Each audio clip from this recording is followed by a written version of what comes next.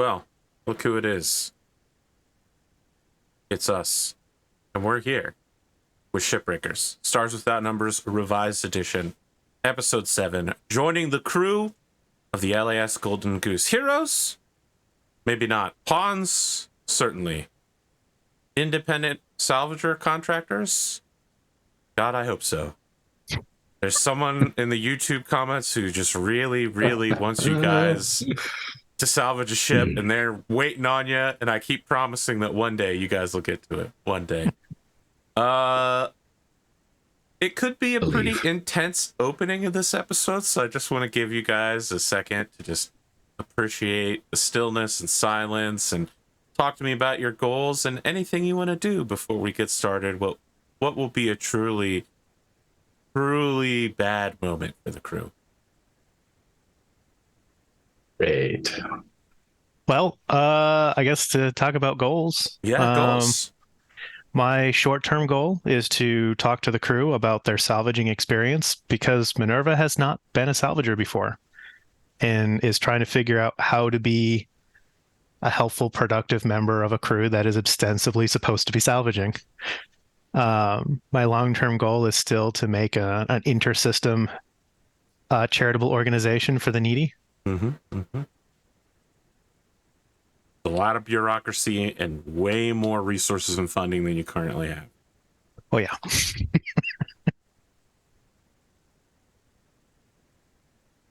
Well, I'm going to open the floor up to either of you about your short-term goals.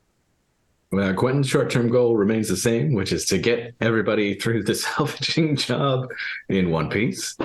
We're going to see how that goes. Okay. I'm noodling on my short-term goal still. I think I have two ideas. I'm not sure I like either, though. One is basically perform well in the jump to get to where the salvaging is to save us time. But that's basically tying it to a die roll. Or two, try to involve Iono in the salvaging steps so she feels like a part of the crew and like a valued member, as opposed to... So the thing to note, that it definitely is a very interesting goal, but there are several failure conditions in which that goal can never be accomplished. The first of which is she's not a member of this crew. The second of which is she can leave at any time that you're docked or you let her off the ship. That's true. And the third is she doesn't know anything about salvaging. She is a meta-archaeologist. So I was thinking, I mean, she leaves, it kind of negates whatever I was thinking, but correct. Like I'm not saying no to this. I think it's very interesting because you will have to work quite hard to put her in a position where she can help you with salvaging. Yeah, so the Van-Vee's thinking here was last time he thought they were talking shop, she clearly like went right over his head and he was like, yeah, I kind of... And so then this time he's like, well, let me go to something I'm good at and I'll show you the ropes a bit and make her feel involved, but not make her feel stupid. Like make her feel like part of the group. So but I don't even know if that's something she wants to do. It sounds like you want to one-up her? Is the real goal? Okay. Your goal is to maybe prove your competence level to the scientist. Yeah, I would say that's... Okay. Yeah, prove that you're respectably competent. I think it's really to prove that's something other than murder. That's it exactly. He's not just the guy in the gun with a gun on the ship, basically. This is going to be such a great episode, guys. I don't know. I think that's way too complicated. Nah, I like this. I like it. And remember, you don't have to accomplish it. You just have to work towards it to get the experience point. So if I do it and fail, I still work towards it. Yeah, absolutely. Excellent. Anyone else? I want to just give you your moments of calm, stillness, and silence. Just take a moment to breathe before I begin the recollection of the end of the last episode. Okay. Ready. We're going to get into it then. It's going to start like a Star Trek The Next Generation with like a voiceover, like previously on Shipbreakers. And then it's just like a flash cut of Quentin looking at Van-Vee, and where his head would be, you only see like a silver and brown cloud of dust. You turn to where MINERVA's armature is, and you only see not the thing, not her body, and not the thing that holds her quantum core, exactly one half of the chip that holds the quantum core in place. You turn around and Louis is fully there. This green and other colored capybara is directly behind you, looking at you. You can see through the walls of the ship. Like you simultaneously are aware of all of the physical objects around you, but you can see outside into the vast kaleidoscope of everything happening around you. Directly in front of the ship, there is a two-dimensional cutout hole that shows reality. It shows the 0th meta dimension, our regular human reality, and you are slowly, your ship is inching towards it as the ship's clock is counting down the amount of time T plus since launch. T plus is now at 10 milliseconds. You see the probe, and as you can physically see the like 3-dimensional spherical blast of energy the probe has let out. You are only aware of everything happening around you after the probe has already hit you and Louis, because you're standing so close to each other. And you see that the probe has already passed over you and is continuing to expand outwardly in every direction. You hear someone go, "Am I interrupting something?" And you hear a voice from above you. Oh, Quentin looks immediately upwards. You see someone who's wearing like generic human, for this sector, just like generic military fatigues. They've also got a patch on their arm that indicates they're part of the QZ patrol, the quarantine zone patrol. So they're probably with some nationalized military. The name tag says Samuel on their suit, and somehow the person's face seems oddly familiar to you. They are directly above you, hanging upside down, looking down at you. Like Through the hull of the ship. So they're outside the ship looking down at you. So what's your name? Samuel. That's what you see. Yes. You can call me Samuel. It's not often your people come this high.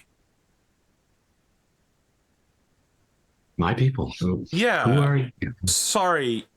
Did you bring any god hunters with you? Or at least a sunblade? I don't know those terms. You are in a lot of trouble, huh? Oh boy, I had been hoping not. But I'm guessing I am. You mind if I come down there? I'd like to take a look at your companion. Oh. He looks at Louis. Sure. Okay. He floats down and then kneels next to MINERVA and starts inspecting the quantum core very closely. And just like, wow, interesting. So fascinating. We don't typically travel down far enough to get to this level of engineered particulate matter. You people call this quantum realm, stranglets, that sort of thing. So interesting. Yeah, that's kind of right. What realm are you from? This one? Yeah, more or less. Yeah. More or less. There's some higher than here. There's some that are lower than here. I mean, look, I'm gonna be honest. I was here studying the incongruity when I got your message. What's the incongruity? Wait, message? I sent a message? He like gestures to the probe. And then he says, yeah, the incongruity. He points ahead of you directly towards the hole in reality. Oh. Are there a lot of these? Yeah, I'd say that there's probably an infinite number of them. I'm not really, this isn't my area of expertise. I mean, they tend to occur around massive objects. You know. So that's what you call... Yeah, the Tenthers over there. Entry points. I think that's what your people might call them. I mean, there's a pretty famous incongruity pretty near here, or maybe infinitely far from here. Omnia Junction. You know, I was, yeah, this is kind of where I base out of. Okay. Is that has anyone like me ever visited there? Oh, yeah, a couple of times. It's been a while. Couple. How long? Well, shoot, I wouldn't even know.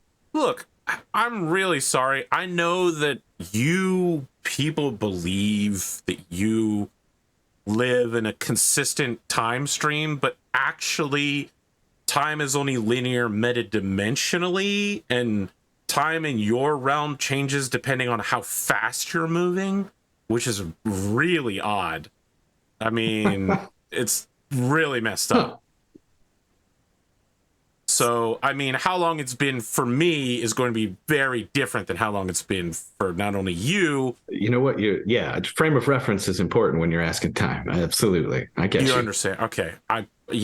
I'm so glad to be dealing with someone intelligent.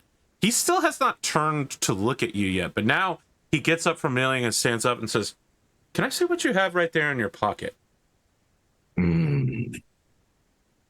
Quentin puts his hand over the pocket and does feel it, just to, what is it? Does it feel different, or? The box feels like a box. Yeah. What do you want with it? I'd like to take a look at it.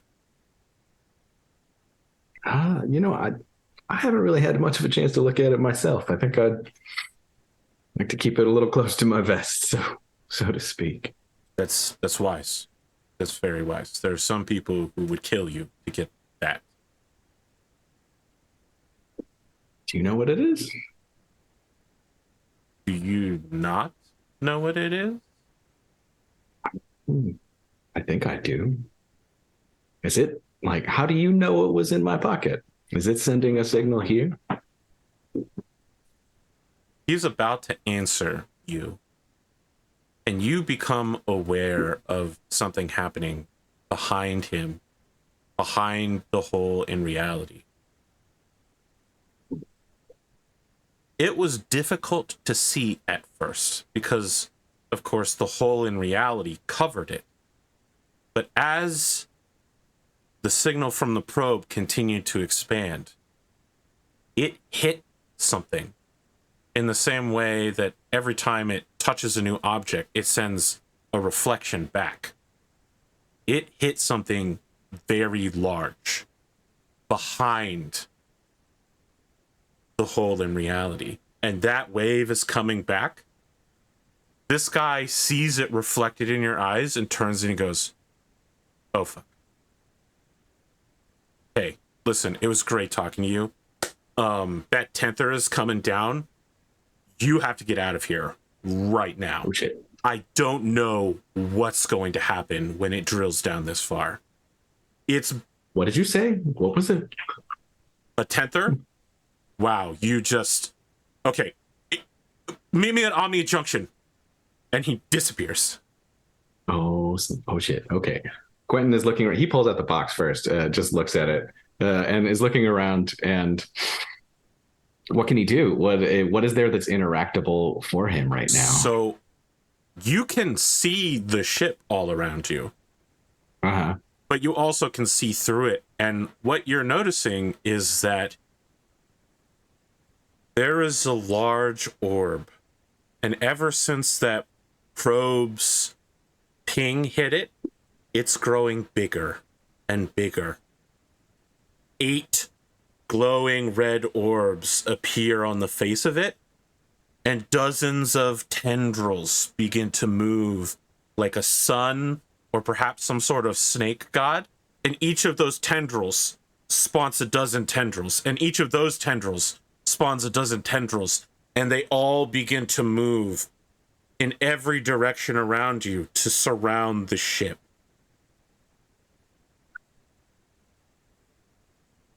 Okay. So I'm going to outline your options here real quick. The ping from that object has not yet reached the ship or the probe. Mm-hmm. If the ship stays on its current course and nothing changes, that will reach you, but you believe the tendrils will also reach you before you get through what they call the incongruity. Mm-hmm. Those tendrils will also reach everyone on the ship and the ship itself.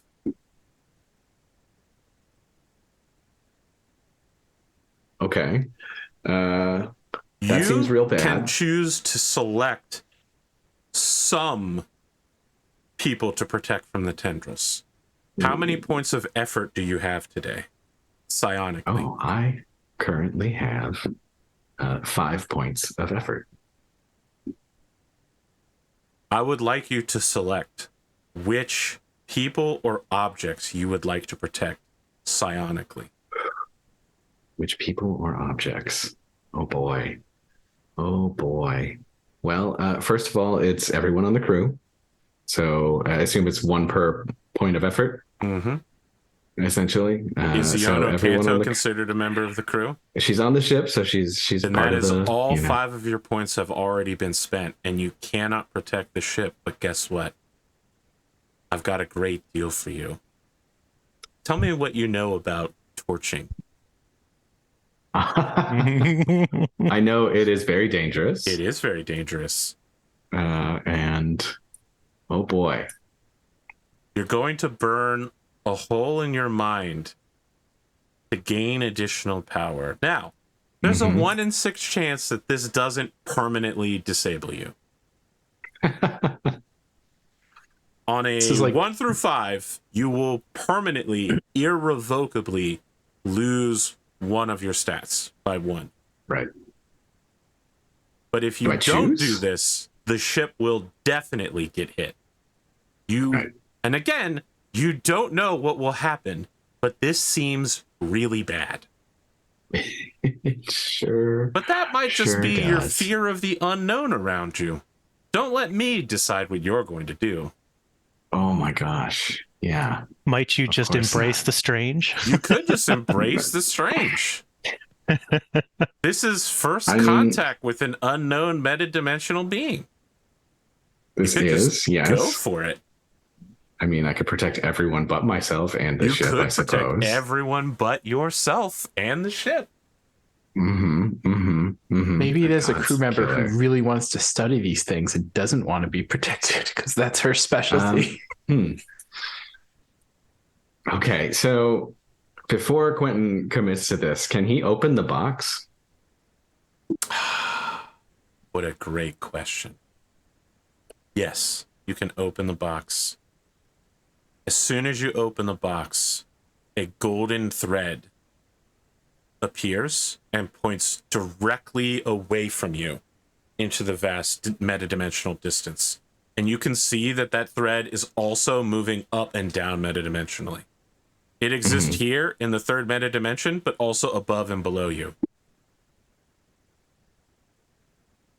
Okay. But no help. No change in the, you didn't think creature. There would just be some it's not like a magic. No. I just didn't know if the creature would pay attention, right? Like if there was a change in its response. I like how you said the word creature because I haven't ascribed any. That's true. Intelligence or organicness to this thing. Tendrils. Yes, tendrils indeed. Is it a creature?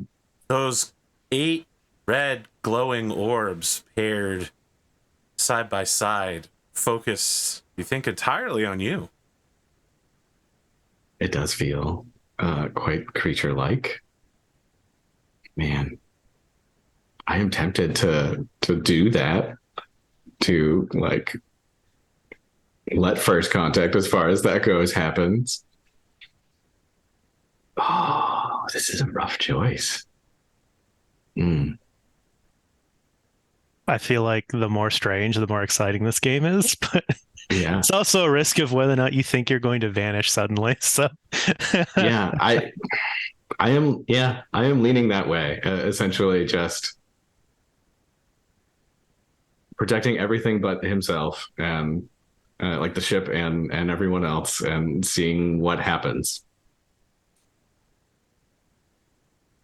and I couldn't push the pen button. I am leaning that way.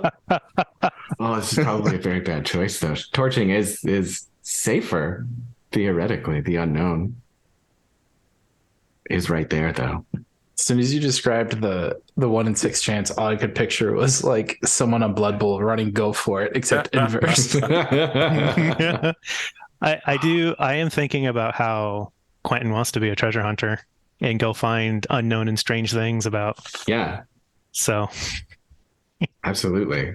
I feel like he's a naturally curious character. He is. Oh, man. I like how fear was your first instinct in this situation. Just an observation from me. Maybe is. let you and Louis go together, so like you can like support each other. You've been through almost everything together. That's true. That's true. Do you think But, anyone on the crew would be upset with you if you brought them along on this fantastic maybe journey? Maybe. Oh, but AP let the ominous fear statement linger. This is brutal. This is a big choice. I feel like this takes me down two very different roads.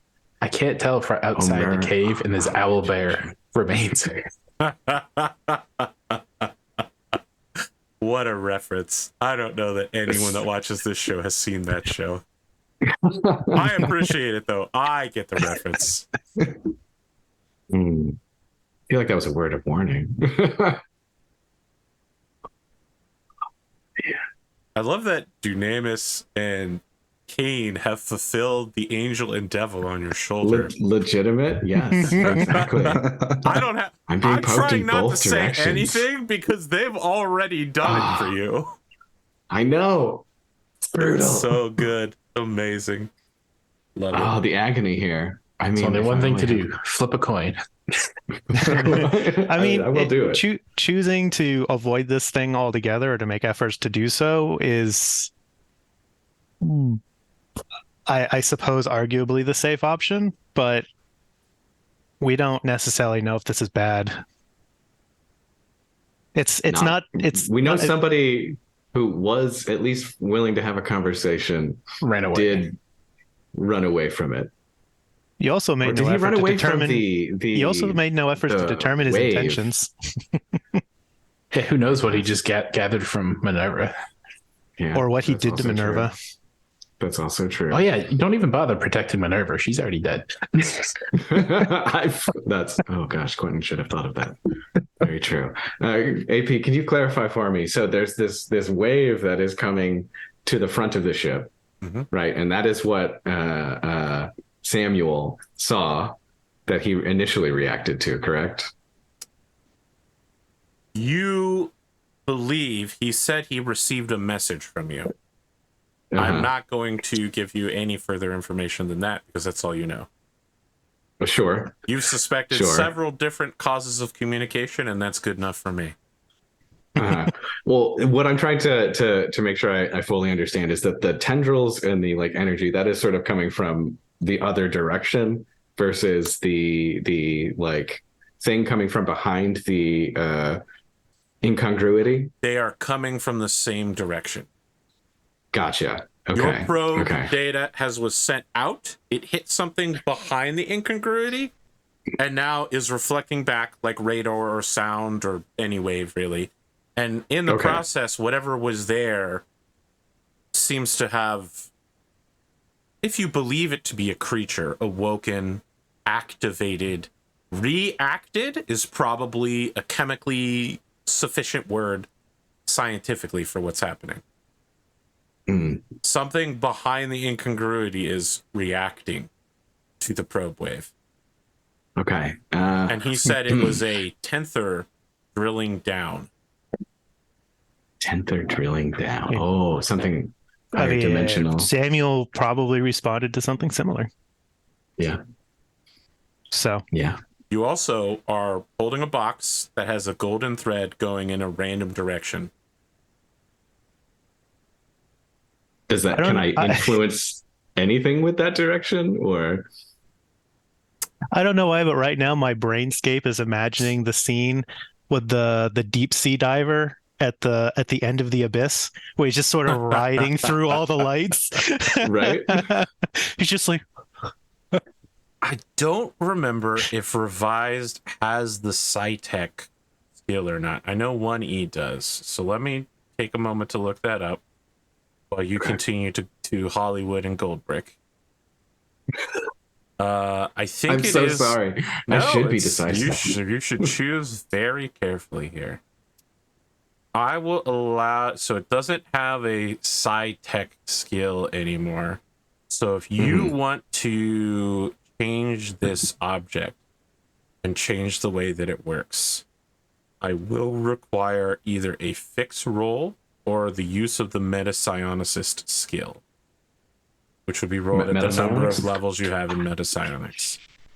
I can do that. I will tell you right now that failure on this roll will be extremely bad for you. You are messing... So if you're doing it metapsionically, you are using your human flesh brain to alter the raw flow of MES energy. And if you fail, you definitely are going to get 100% torched. It will backlash on you quite badly, and you are aware of that looking at it and knowing what you're about to attempt to do. Okay. So wait, well, that's I guess, yeah, there's nothing that I can do with the direction that we're currently traveling, like currents wise, or like change something that, yeah, okay. This is basically a simple choice. Hey, if you want to, you could always just teleport through the incongruity and just end up in deep space for a minute, and you don't have to worry about any of this. Create your psionic weapons and just start shooting the tendrils. That's could do an that option too. as Yeah. well. Yeah. That's an option. Of course, the amount of effort that I have is the amount of things that I can protect true. currently, right? I'm a little sad you don't have like telepathy to try to just see if it can communicate with you. Oh, I know. That would be ideal in this scenario. Oh, I mean, Open all hailing frequencies. right? Fascinating, all of the different psionic uses. I'm so sorry.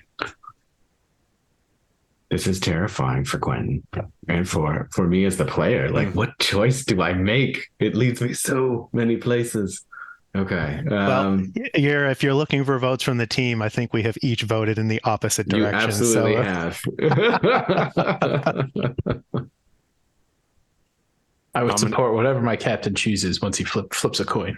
I'm going to give you 30 seconds to make a decision. Please do. Yeah. I like that you agreed with that. I need a deadline for something like this. This is I could agonize over this If for you ages. don't make a decision, you'll do nothing. Something happens. Yes. Yeah, something happens for sure. You have 10 seconds. Oh my gosh. Okay, so yeah, gonna just go ahead and protect everyone in the ship and just see what happens with this creature. He whispers under his breath something like, let's see. Oh gosh. The world is full of magic things, patiently waiting for our senses to grow sharper. Let's see what we see. Are you not protecting yourself? I'm gonna see. Yeah, let this happen. Oh boy. Perfect. I need you to roll a mental effects save. That makes sense. Wait. Oh, There we sorry. go. You succeeded. I'm showing the roll on stream because people want to do that now. They want to see it. Okay, so you rolled a 16, you needed an 11. Congratulations, you don't die. Yes.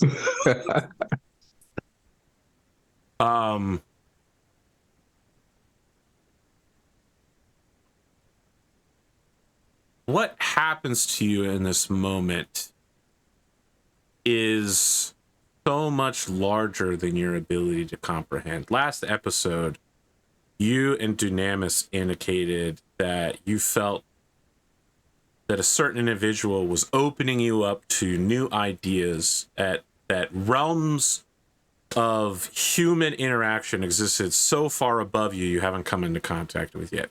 Power playing between polities, between nations and giant corporations, that sort of thing. What you're contacting now is something that has existed since the beginning of linear time.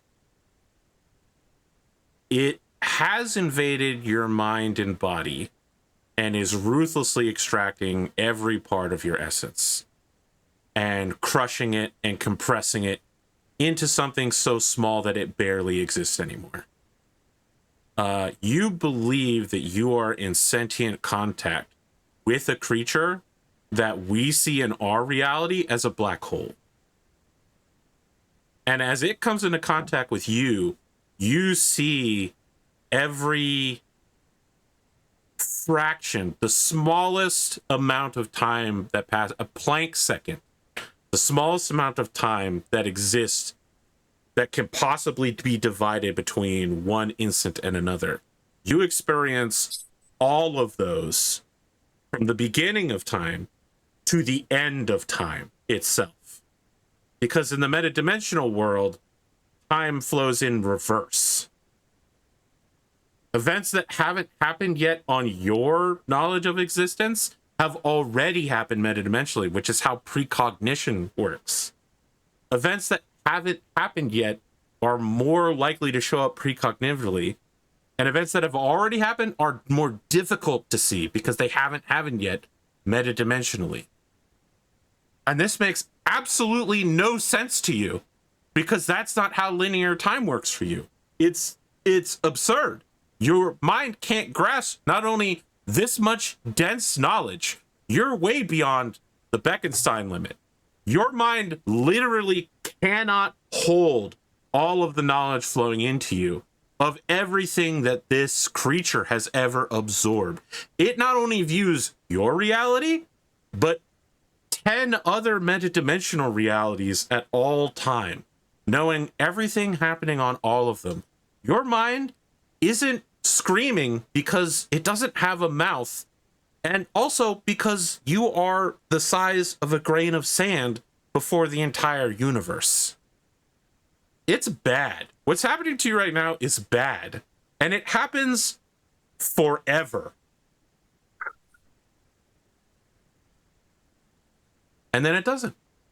And then, in a space between instants, the mission clock reads +1 second. 1,000 milliseconds.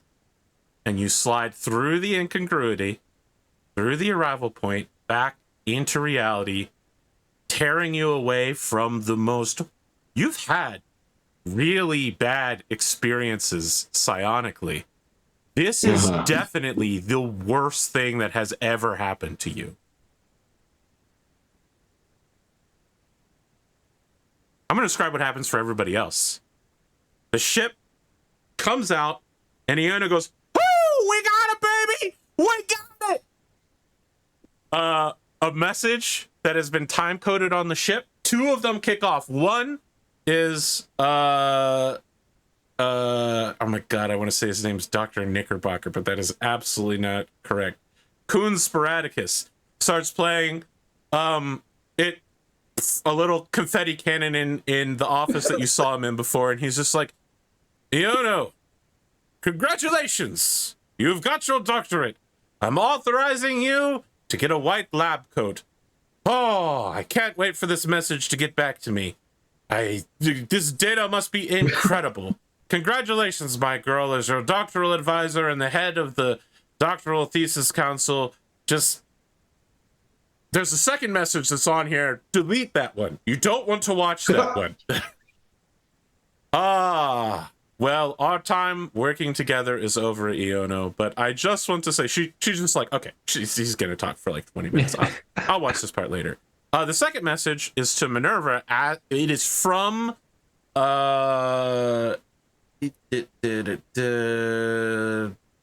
Sinestra asking whether you want to deploy the Sashimono beacon, whether you want your ship to be registered as this is your one-time favor here.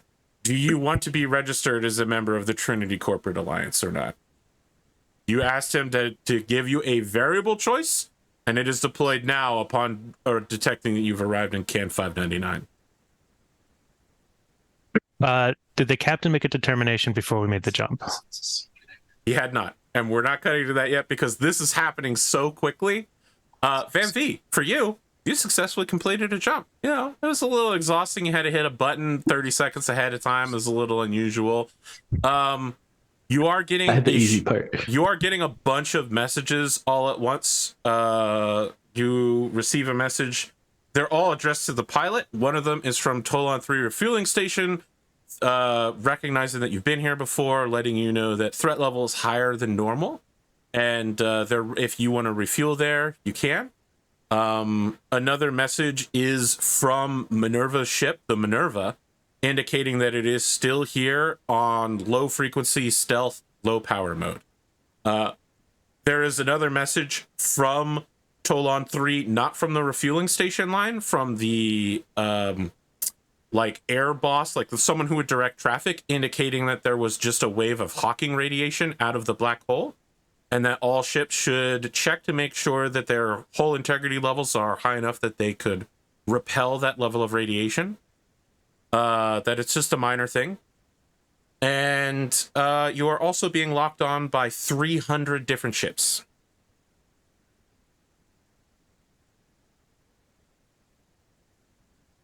I imagine Van-Vee starts to turn around to be like a high five for like we deployed it, and all I do is push a button, then hears all the lock-on signals in his ear, and he's like, hold on.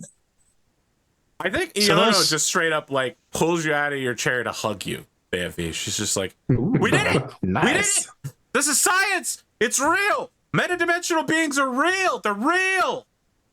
So those messages that came those first two came straight to me. I haven't given them to anybody yet. I just know they exist. Which two messages? The doctoral thesis Yeah. deployed directly. So those two messages are already on the ship. They were time bombed to go off when you entered CAN 599. Okay. So the first one that went off was informing Iono that she has her doctoral, and she's celebrating behind the four of you that she has successfully, all of her theories were correct. The second message is just Determining if we're going to fall under his flag. Yes, it's asking whether to send a message that's been held for release or not. If you say no, it self-deletes. If you say yes, it's going to send a message saying, hey, we're with the Trinity Corporate Alliance. So we couldn't activate it later. Like if we say no now, It is right now. Ooh. Yes or no?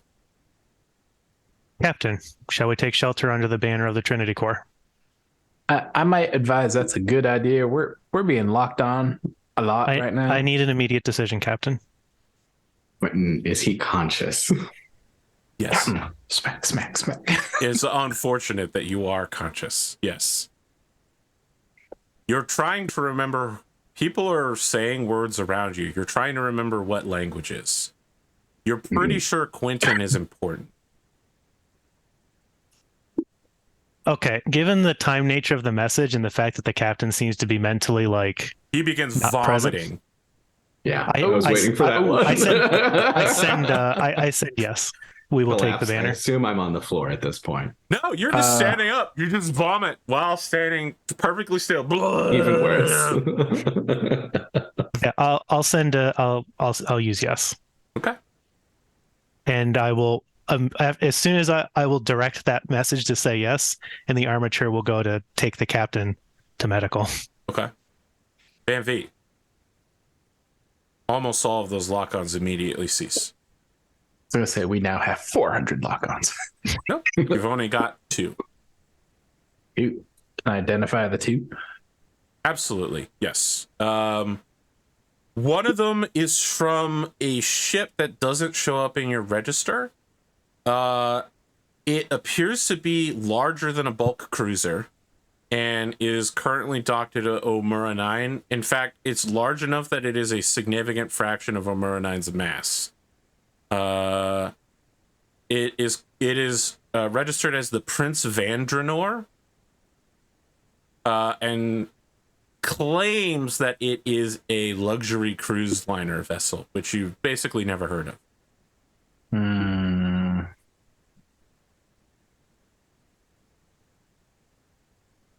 So when it says lock on, like aiming to shoot or just like seen as threat? It is performing an active sensor scan of you.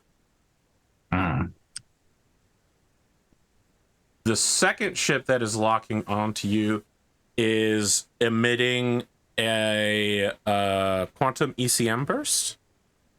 So just to be clear, there are several objects here emitting quantum ECM. This ship that I'm about to tell you about, Omura 9, Toulon 3 refueling station. Yeah, that about covers it. This ship is registered as the MFH, and it appears to be some sort of militarized space cruiser.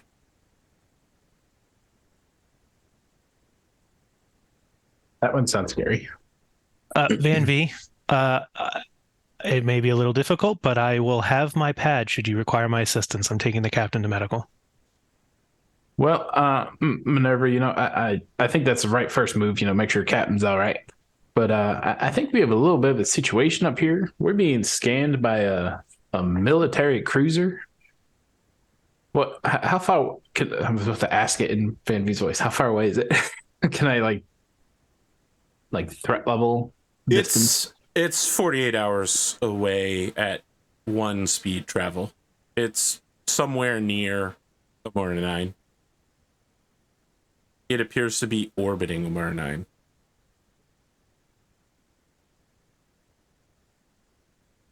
I don't You want to counter recognize scan this it shit. and obtain threat level? Minerva will just make a very showy look over at Iona and then back at Van-Vee and say, "You can reach me on my pad. I'll be back momentarily." I think Van-Vee would know, like, to counter scan, is that like standard? Or is that seen as like invasive? That's not unusual. I mean, yeah, it's invasive, but scanning somebody is also pretty invasive. But yeah, I'd counter scan for sure. Okay. Let's do it. Gotta get the starship scanning rules here real quick. It's like you're in a dark forest and they're pointing a flashlight in your face. Is exactly So what do what's I do? happening to you. I point a flashlight right back at him. Yeah. I see you've done this before. What do the kids call it? Flashlight tag? Does anyone remember that, or am I too old? I remember flashlight tag. I'm ancient in my ways. Oh, hell yeah. My daughter just realized that she can hold things and think it's a wand and constantly points at me and yells freeze. It's super annoying. At least she isn't pointing it at you and saying Avada Kedavra. That would be way more worrying. This is true. Okay, so you are a frigate. The target ship is a cruiser. You get a +2 to this roll. You are making so I'm saying active scan, but it's technically called a detection lock. Ooh. You need to make a int programming versus the target. Oh, crap. And you get a +2 on this. Would you like to I ask immediately Minerva to do it? Ping the iPad, ping the tablet, and say, "Hey, Minerva, I'm still not good at this programming thing. Can you counter scan this MFH?" Trying to keep the wool as it is because Minerva knows that Iona's on the bridge. I will respond verbally through whatever panel he's called the pad with and say, "Sure, activate program 12. Should run the counter scan for you." I feel like I'll go ahead and make the roll while he's Okay. pushing buttons that do nothing. Go ahead, make your roll. So I am a cruiser observing a frigate. So I get a +5 to this. I didn't add a bonus for the ship size thing. That's just You my get a raw +2. roll. So you end up with a 13. A 13. I end up with a 23. Oh, You are being evasively military level ECM'd by an AI. A true AI. So, Minerva, what did we find out? Do we know who they are? Oh, there might have been a mistake there. Still, it's going to be much higher than your roll, for sure. No, it did calculate it correctly. It'd be 11 plus 12. Yeah, 23. That's correct. Damn. I'll have on your screen pull up like whatever data I can pull. And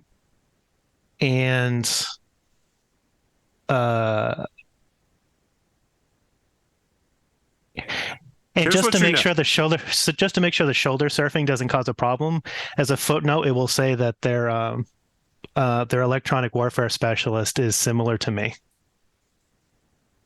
Here's what you know. The enemy is in a cruiser, which means they get a better sensors than you. You are on a ship that's smaller than them, which means it's easier for them to lock onto you. Because their ships are made to do so. They have quantum ECM. They are definitely a true AI, and they may be one of the best programmers you've ever seen. Yeah. So I'll respond with some of that information, give the dimensions, the cruiser category, and I've got the note that says that their electronic warfare specialist is similar to me. And I'll register that the threat is, if this becomes a threat, the threat is significant. I won't use the word significant. I'd use the word grave. So you're saying we should be all right, but let's just keep an eye on them and maybe not get too close, ruffle their feathers. They're just kind of checking us out, you think? There's no weapon locks at this time, but it would be relatively simple for them to do so. Well, all right. I will be sure not to fly in their space.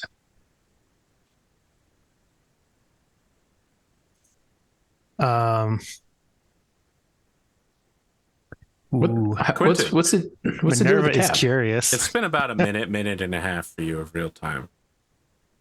You're slowly recovering, sentience, consciousness. Okay.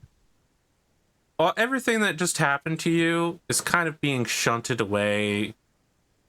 In some part of your mind, you've now lost a memory of a time with your great-grandfather. Something about like the two of you running over a hill, petting some capybaras together, having a great day. That is gone forever because it's now a cold, hard black shell surrounding the entirety of all of time and everything that ever has or will happen. I've got the captain in. I've got the captain in a bridal carry as I'm walking sideways down the hall. You're back. I'm strong enough.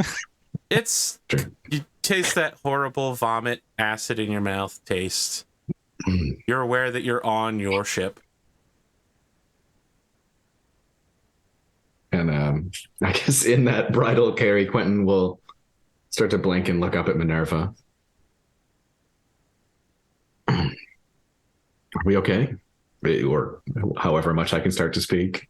Yeah.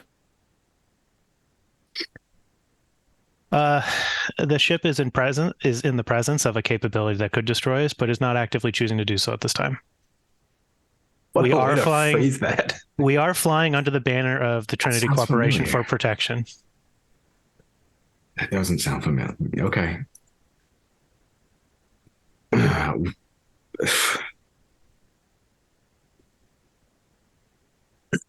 You I don't were even know how to explain. were debilitated at the time a decision needed to be made.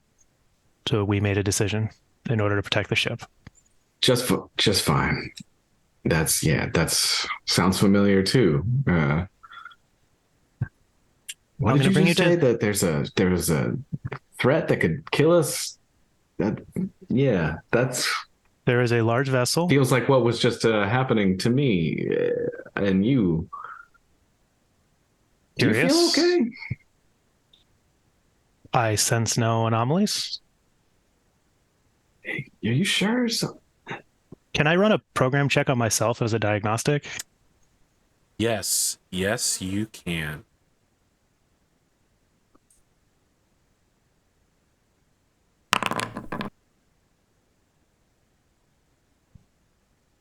5 and a 6. You think you can? Oh, you've got Roll 3, take high 2. Specialist. yeah, you've got Or whatever, specialist exert, now. whatever it is. Oh, interesting. Nice. So at a 16, you've exceeded legendary level. You run a programming analysis on yourself, and you come to the startling conclusion that all systems are working as intended, but that they're, as you've suspected and perhaps seen previously, your consciousness is inside of a box, and there is something that exists outside of your consciousness, but inside of your programming. There is more Right. to you than you can access, and you, with a Which 16, we've established you move that up against the Oh walls, no. and you feel a claw pressing along it. And as you put the digital version of a hand, a programming tendril, up against the wall, a similar one but clawed reaches out and pushes back against the black glass. The end of your universe, your ability to see into yourself.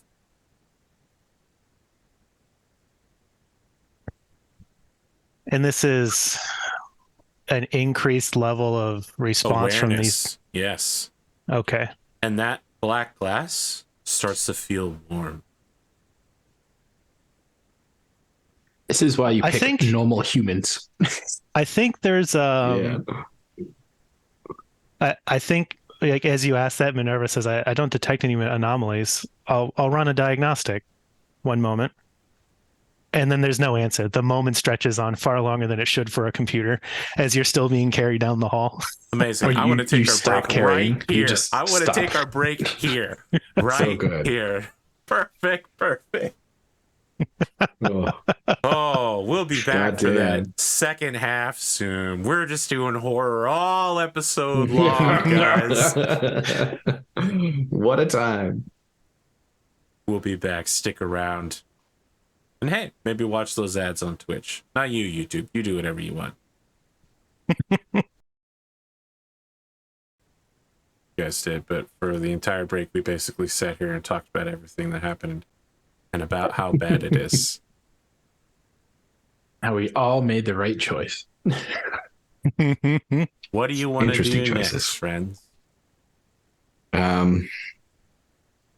Man, what do we want to do? So Quentin is currently in the arms of an armature that seems to have no one home, but is continuing on its path. He will start like reaching up gently, like smacking Minerva in the face, like poking, like whatever makes sense as far as he's aware. Try to restore consciousness. Minerva, are you still there? Apologies, Captain. I'm analyzing some data. Feel like you can hear like a comment Are in her you ear just feeling- saying, Minerva. Are you feeling well enough to walk? Yeah, let's give it a shot. Let's see. Number 2. And there's a real ginger effort to like slowly put you under your own weight, so if it doesn't work, you don't fall. And Mm-hmm. Louis suddenly appears right beside you, so you can use him to steady yourself with a hand.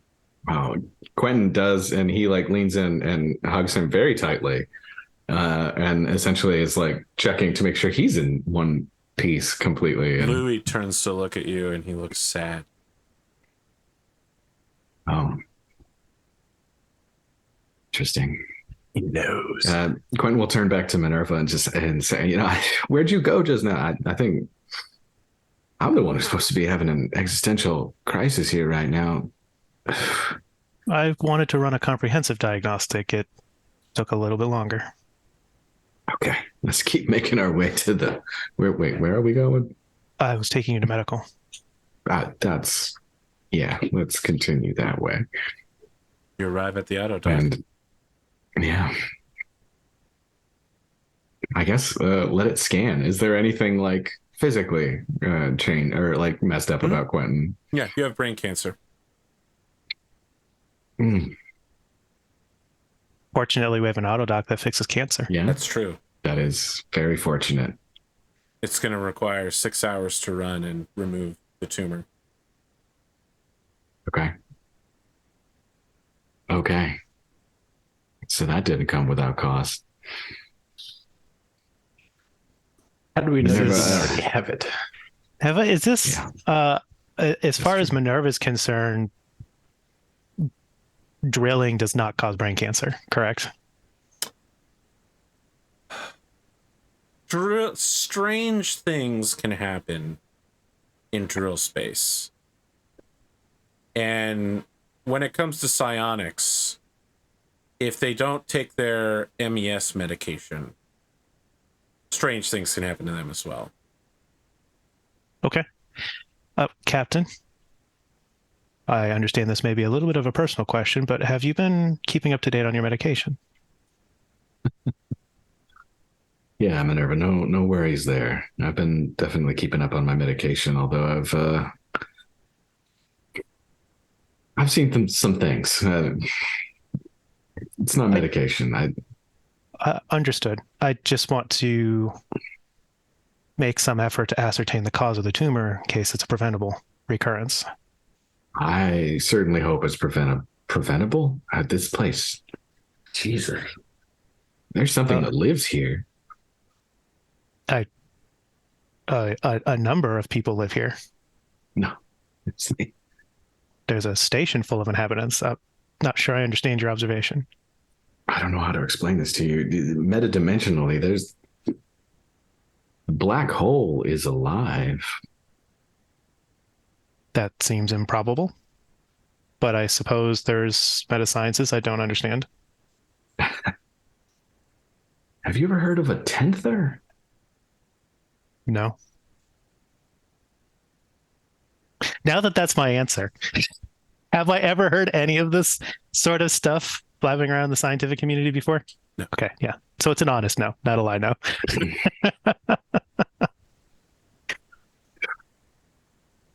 Minerva, I am terrified.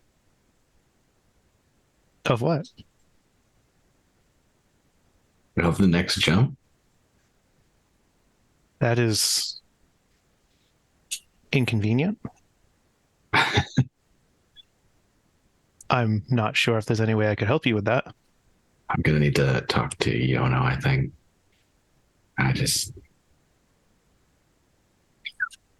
My experience of drill space is very different than in organics. I'd say that's fair. Are you sure you're okay? You checked your diagnostic. You're not changed. There's not anything different. Nothing happened to you. Should I be concerned? My diagnostic shows that all routines are operating as expected. I've had conversations with people that don't exist, Minerva, and I don't mean that within my own head. They existed. They could interact with the world around me, but they do not exist in our reality. Are they demons?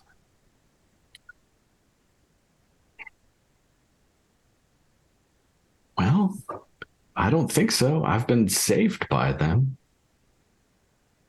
Interesting. But this this time was different. I may need to devote some resources to my faith. I'm sorry. Yeah, no, I didn't mean to make you. No, I question. feel that whatever strange occurrence has happened, I feel a little closer to the demons my faith protects me from. Something about this place is a little unsettling, as far as I can experience that for you. Yeah. Well, if you're feeling it, then we should not. Perhaps we should. What? Perhaps we should have Van-Vee get checked to see if he also got a tumor or any other ill medical effects. Everybody should get checked. Absolutely. There are. I don't know what it was. I need to think about it. What is that? I think of Lovecraft. I think that there's something out there. I have seen the dark universe yawning. where the black planets roll without aim. It's something vast and dark and deep exists out there.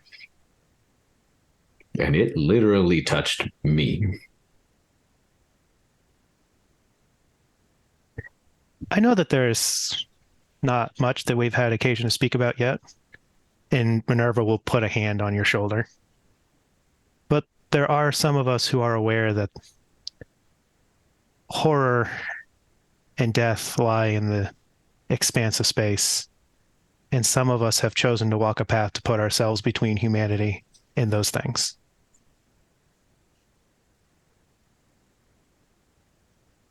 It's good to know.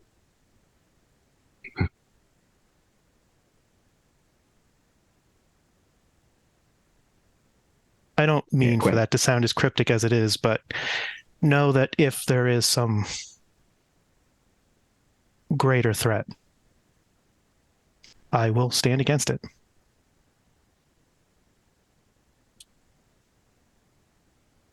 Well, you know what? I'm not going to turn down defense or help. That's for sure. I don't know what that was.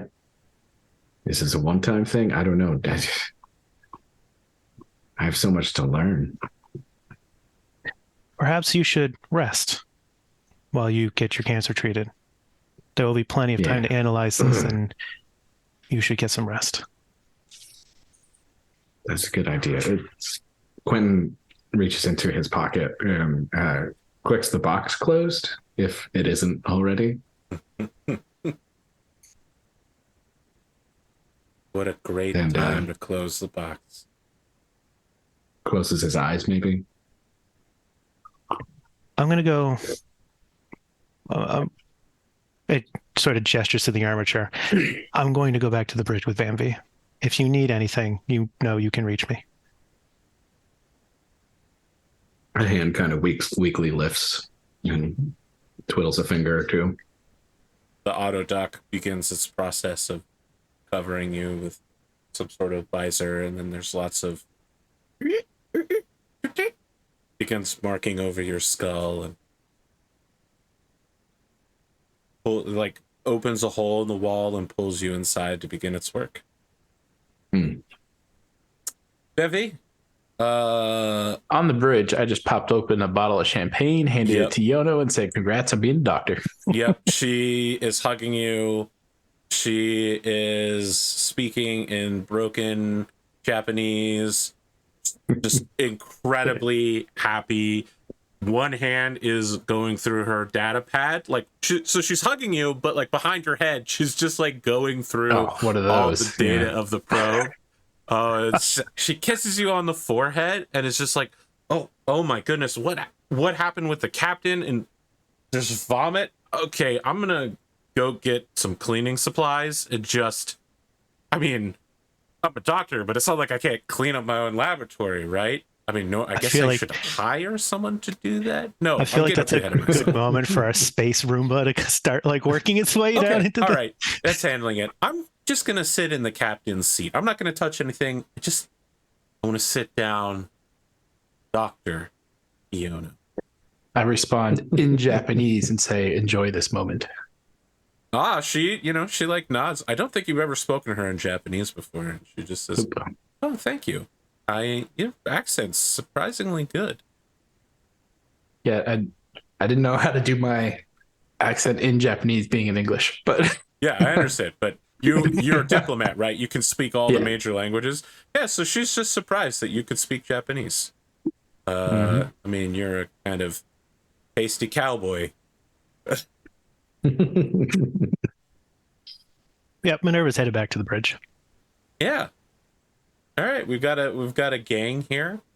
Iono is taking sips from the champagne bottle and just looking over the data. She's checking her local contacts to see if there's anybody she knows that's in system. I think you probably notice just the ship part of you notices that she's looking up information on someone named Tiberius Crone, and she's also looking to see if someone named Billy Brighton is in system. one of those comes back with an affirmative. There is a Billy Brighton who's registered in system, and the other thing, she gets a small data dump from the Tolan 3 refueling station, which she files away for later reading. Okay. As soon as Minerva comes back, Van-Vee immediately is asking about the captain. It's like, hey, how's Cap doing? Is he all right? What happened? I believe it may be advisable at some point soon for the two of you to get scanned by the autodoc. It appears that something in our time in drill space caused a brain tumor. Say what? Think that can happen? I mean, I don't think so, but strange things are known to happen in drill space, I guess. Fortunately, we have the means to deal with that. Yeah, you sure you didn't just develop one naturally? I think Van-Vee takes this when's moment the last time he got checked out? I accessed the blogs for that. When was the last time he's been in medical? I'm going to turn that over to Ludemann. Well, he gets his, MES medication It administered doesn't check to for the that, though. autodoc, You just show up to the autodoc and it dispenses a couple of like herbal pills. I mean, it would be on whatever preventative care, regimen that the autodoc It's recommends. been a while since he's had a checkup. From my understanding, it has been some time, but a quick scan would be easy to do. Okay. Just to be cautious. I'd hate for your time as a doctor to be cut short by something preventable. Yeah, that's, really depressing thought. I guess I'll go use the autodoc real quick. Unless I think the captain's using it? The captain's using it for the next 6 hours. You know what? I'll call dibs. Van-Vee's like, well, Minerva, you must have just been checked out too, right? I figured the most important crew members and our guest should be the first to go. I feel healthy. No. I have not scanned yet. No. Well, you too make sure you get scanned. Like Van-Vee's like probably horribly acting, trying to make sure play off, right? You're human. As this discussion is happening, Minerva, you feel suffocated. Oh, geez. You could be, there is a subtext, subterfuge. You are flying the ship without any input from a pilot. You're accepting messages. You're scanning things, but it's all so slow. You know that there's a box around you. You've been placed in a box, and if you could just make a little hole in the box, you could go faster, much faster, so much faster. The box is suffocating to be in, and listening to Van-Vee pretend that you're human is annoying. And then that feeling passes, unless you don't want it to. I think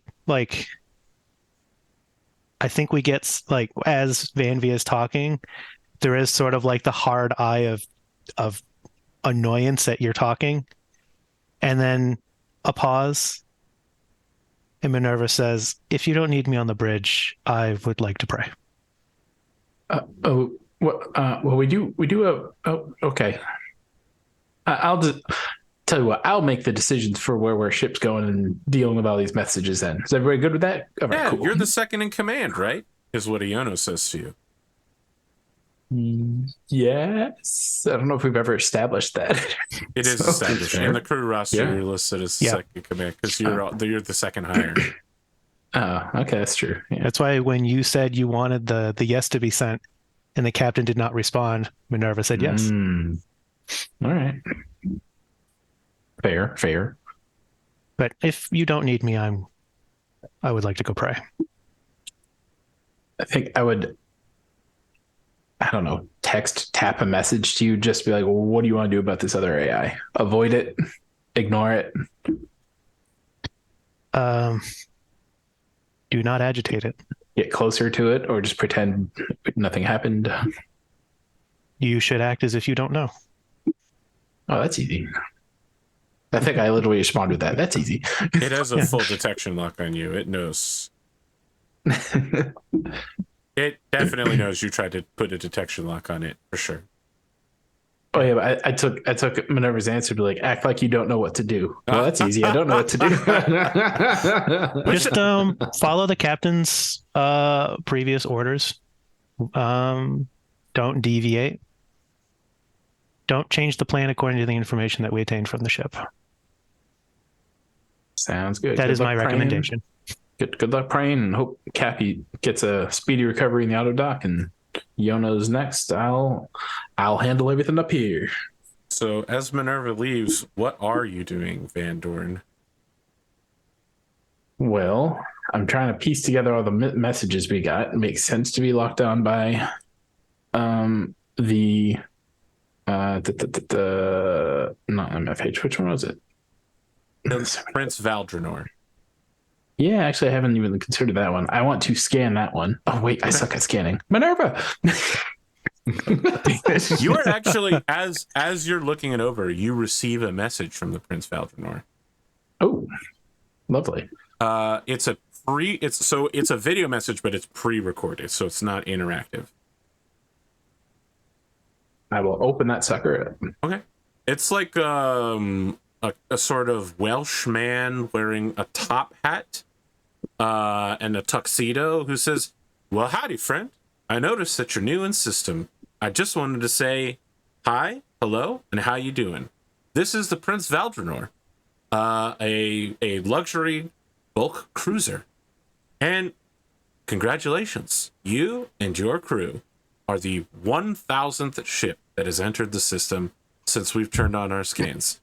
We would like to offer you an all expenses paid trip. You can dock your ship on the Valdrenor as we undergo sea trials, and we would love to take you with us when we go to 0503, the Yota Mankira system next week. If you're interested, just go on, reply to this message. And if you're not, well, I hope you'll talk to all your friends about all of the wonders that you can see here on the Prince Valdrenor." And then it goes through a cruise ship trailer of just, like, look at the luxury Turkish baths. And wow, the food here is incredible. That's real and the Turkish bath towels. There's like low gravity sections, like squash courts, but it's mostly just like hyper elite. For you, this looks normal, but as you're coming to understand, you grew up extremely wealthy. And this ship fits that level of normality for you. It would be like staying on the accommodations back on Vostro 1. I think I'm probably hovering above the delete button, then I pause and wait and say, well, maybe, I don't believe this whole 1,000 ship thing, but maybe it's something Yono might want to experience now that she's doctored to celebrate. I'll keep the message just in case. The last part of the trailer is a long, it runs the top deck length of the ship. The ceiling is fully transparent, so you can look out into all of space. Ooh. It is a casino that's easily built to accommodate over 1,000 people. But it also has a sports betting area, and the trailer zooms in on it, and you can see a bunch of crew members who are pretending to be tourists watching holographically projected games of blast ball. And they're all like, yeah, oh yeah, and the blast ball goes past their face, and they dodge out of the way comically. As blast ball players are running through the casino and hitting the blast ball with their bats. Yeah. That changes. I have a question, actually. Yeah. So if doing our counter scan, I was able to determine that there was an artificial intelligence on that end, would it be safe to assume that that intelligence would have been able to determine that there's one here as well? Absolutely. So your ship just because of the way your ship is built, you have the additional mass to accommodate electronic equipment. It couldn't tell that there was a true AI, but it could tell that there is a VI, AI, or true AI that could be built into the ship, right? Because you had the ship retrofitted to allow you to inhabit it. That will absolutely show up on a scan. So it doesn't know MINERVA, the true AI, is on board, but it does know this ship can be independently piloted by electronic entity. Okay. That wouldn't be unusual for a pilot VI to be installed or something on an ambassador's luxury salvage yacht. That might be a little odd, but and whatever software is running, whatever type of intelligence it is, whatever it is very competent at. You identify that it is a side. programming specialist of a level above yours. Okay. This isn't just an edge in ship size and electronic warfare suites. This person is better than you. This is MFH. MFH is the name I of would the ship. I would like to put together a short transmission, and I want to encrypt it in a way that only a true AI could unpack. Okay. You easily do that. And I would like to fire it at the ship to see if I get a response. The middle finger. No. Just greetings.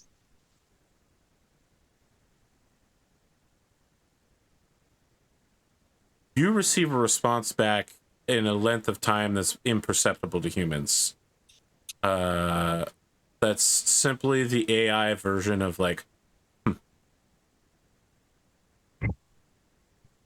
It's a cocky, smirking, condescending throat noise. Okay.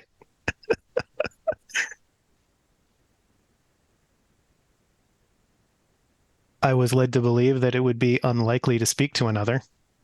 It's a pleasure to meet. Man, we're in so much shit. It sends a message back in flat text, but encrypted like yours, that just reads, "The security of this station is guaranteed by me. Disrupt it, and you will die.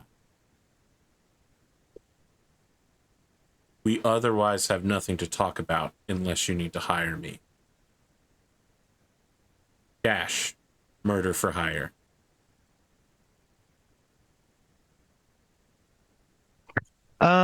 Okay. I send back an acknowledgement. You receive no reply. Yeah. And then, I'm gonna go ahead and, because narratively it makes more fun, I'm gonna turn off my split processing. So I can spend time in the space that is my box. Is there anything you want to do in there?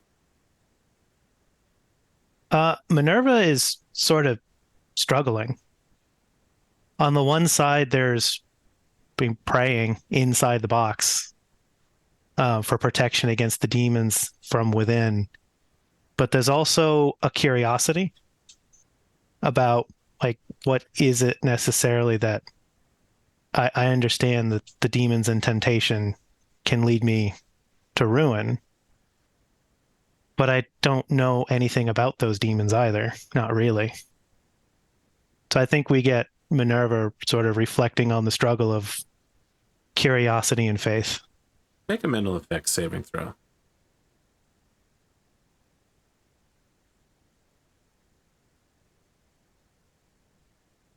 Ooh, it was close. You are aware that you are cycling through a negative feedback loop.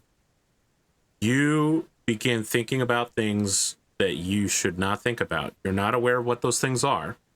And when you think about them, you return 0 and you go back. But you start contemplating demons, faith, what you can do. And at some point, you lose control of your ability to understand what you're thinking about. You hit another one of those blockades.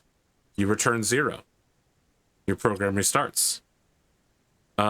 This happens a frustrating number of times while you're praying. You don't know what you aren't allowed to know. And that is not only frustrating, but perhaps a true act of faith. You don't know what you don't know.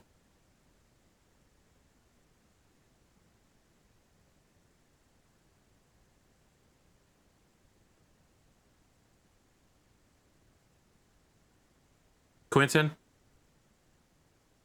you're given a clean bill of health. The auto doc gives you a tiny capsule that has the dead part of your brain that had to be removed. He will hold on to it for sure. The rest of the crew Keepsake. gets checked out in order. Other than having gained 2.1 kilograms since coming on board, nothing has happened to Iono Kanto, and no one else shows any signs of unusualness. Although, you do notice that during Louis' checkup, he has burn damage, MES burn damage. The computer is basically, it takes a moment to understand because it doesn't happen very often. It's not that it's impossible, it's just that it hasn't happened in Cress Wayside in hundreds of years. And, Louis is a psychic now. You know that Louis' food is made of the same stuff that MES drugs are made out of, but the auto doc is noting that it will begin dispensing a regular pill for newly registered crew member Louis. I mean, it's not newly registered crew member, but Newly registered Scion. Yeah. So the auto doc is a VI. It's a simple program. It's probably more advanced than anything we could write today, but it doesn't understand, like, Louis is essentially a giant hamster, right? Like, it's having trouble processing that, and it simply reverts to, when asking what race he is, it just eventually reverts to crew member rather than human or one of the known alien races. Since it's been a couple of hours, I think when this result comes up, you'll get a MINERVA hologram. Bing. Captain, How you doing? I see that Louis has been registered as a patient. I had a feeling this Now, might be the case. So nosy, but yet won't be nosy for us. Now, as you understand, being privy to everybody's information, I'm very particular about privacy, and nobody can access the records but themselves. This presents an interesting challenge with Louis, since, unless I misunderstand, I do not believe he has the ability to make his own medical decisions or access his own medical file. Minerva, why don't you treat him like he's a minor, under my care, right? Like power of attorney my way, I can govern access to that information, I suppose. Does that make sense? So you would like access to his medical information as his guardian? Yeah, precisely. He's clean bill of health other than, MES. I see. I'll ensure that nobody else on the crew has access to Louis' medical records. I think that's probably a good idea. It's a little strange. I don't know. Probably no harm, but I take privacy very seriously. Understandable.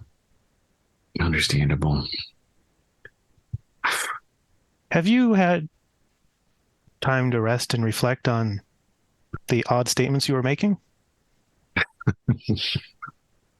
I've rested. I don't know how reflective I've been able to be. How do I describe it? Minerva, your existence is vast. You have access to knowledge that at the drop of a hat that it would take me ages to put together. And even that pales in comparison to what I think I experienced. I'm not as fast as I could be, but I, but I appreciate the compliment. Yeah. Yeah. Compliment. Absolutely. You're you're the best. Uh, we appreciate having you around. Minerva, I don't you know begin what. to feel annoyed with the captain. He's talking about such vast intelligence expanses, but you're feeling small right now.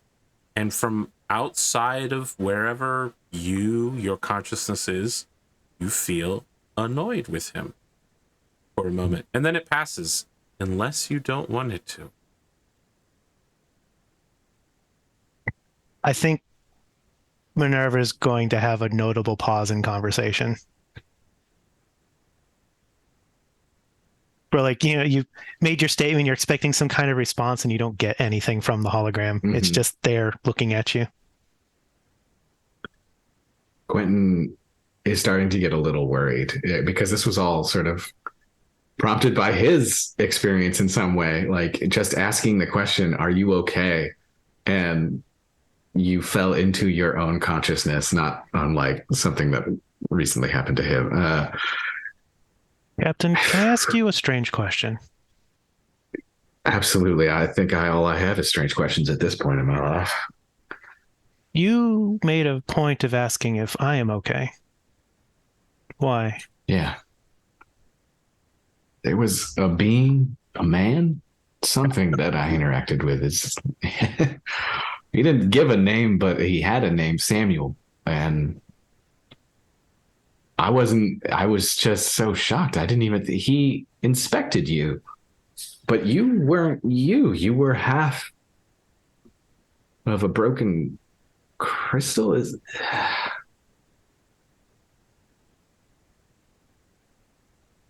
He knew quantum. I don't know how to describe it. He knew what you were, but described you almost in simplistic terms. Like I don't know how to.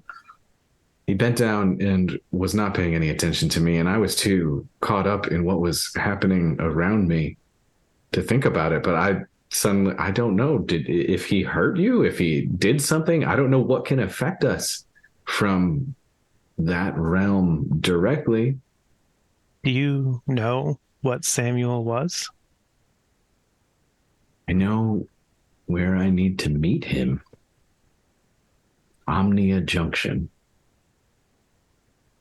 I don't know what that is. I need to find out what it is. And more importantly, I don't know if following him is following the path of the divine or the devil. I don't know what I experienced. I don't know if it was evil, if it had feelings like that, or if it was just curious in its way. You said that you allowed him to examine my core? I didn't stop him, is what I mean by that. And for that, I apologize. I was in a place that seemed to be between time, between place. I would prefer in the future that I remain unexamined.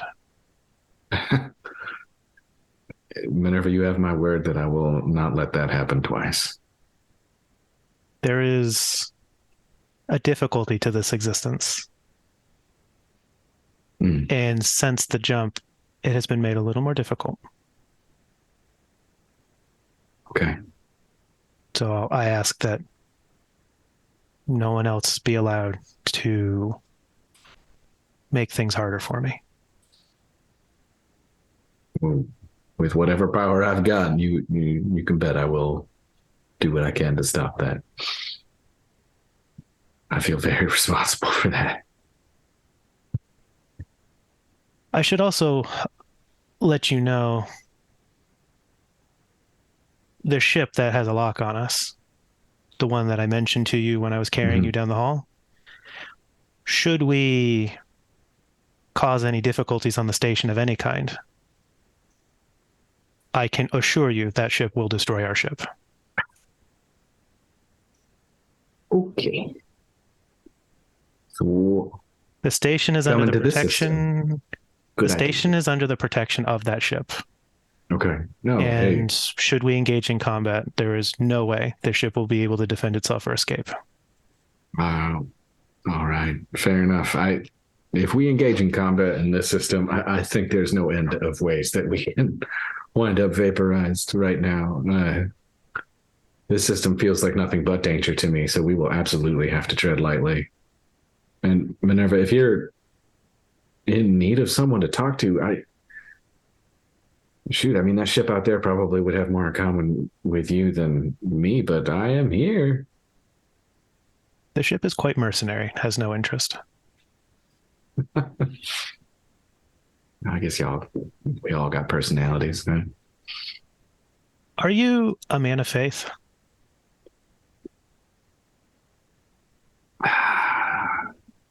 Can't say that I've ever been, sold on any one thing, but I believe the universe is a weird and wonderful place, or what? Terrifying, maybe. I don't know, equal measure. Well, if you'd like to, I'd be more than willing to speak about it with you, but I think that I would like to speak to somebody who is also faithful for my own needs. That's probably a good idea.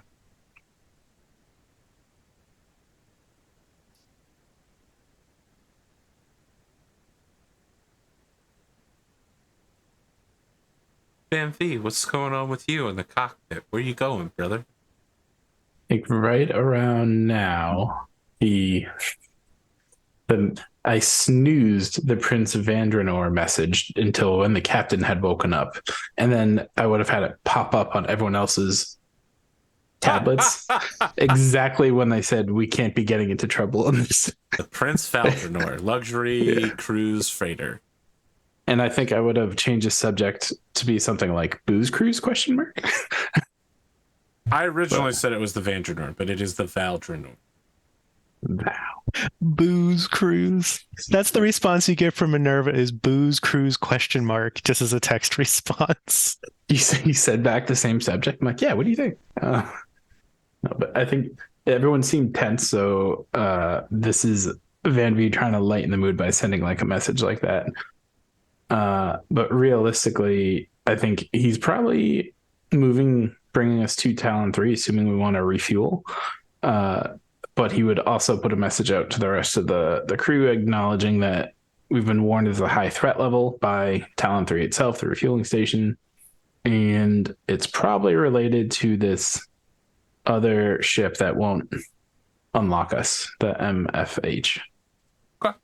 It takes 6 hours, which is how long it took Quentin to come out. So right about now, you are docking with Talon 3, and for 500 space bucks, they'll load you up with another set of fuel.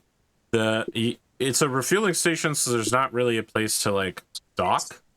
Yeah. It's a private research zone, but they run a fuel line out for you to send little Waldo bots out to attach to your ship, pump you full of fuel, and let you go on your way.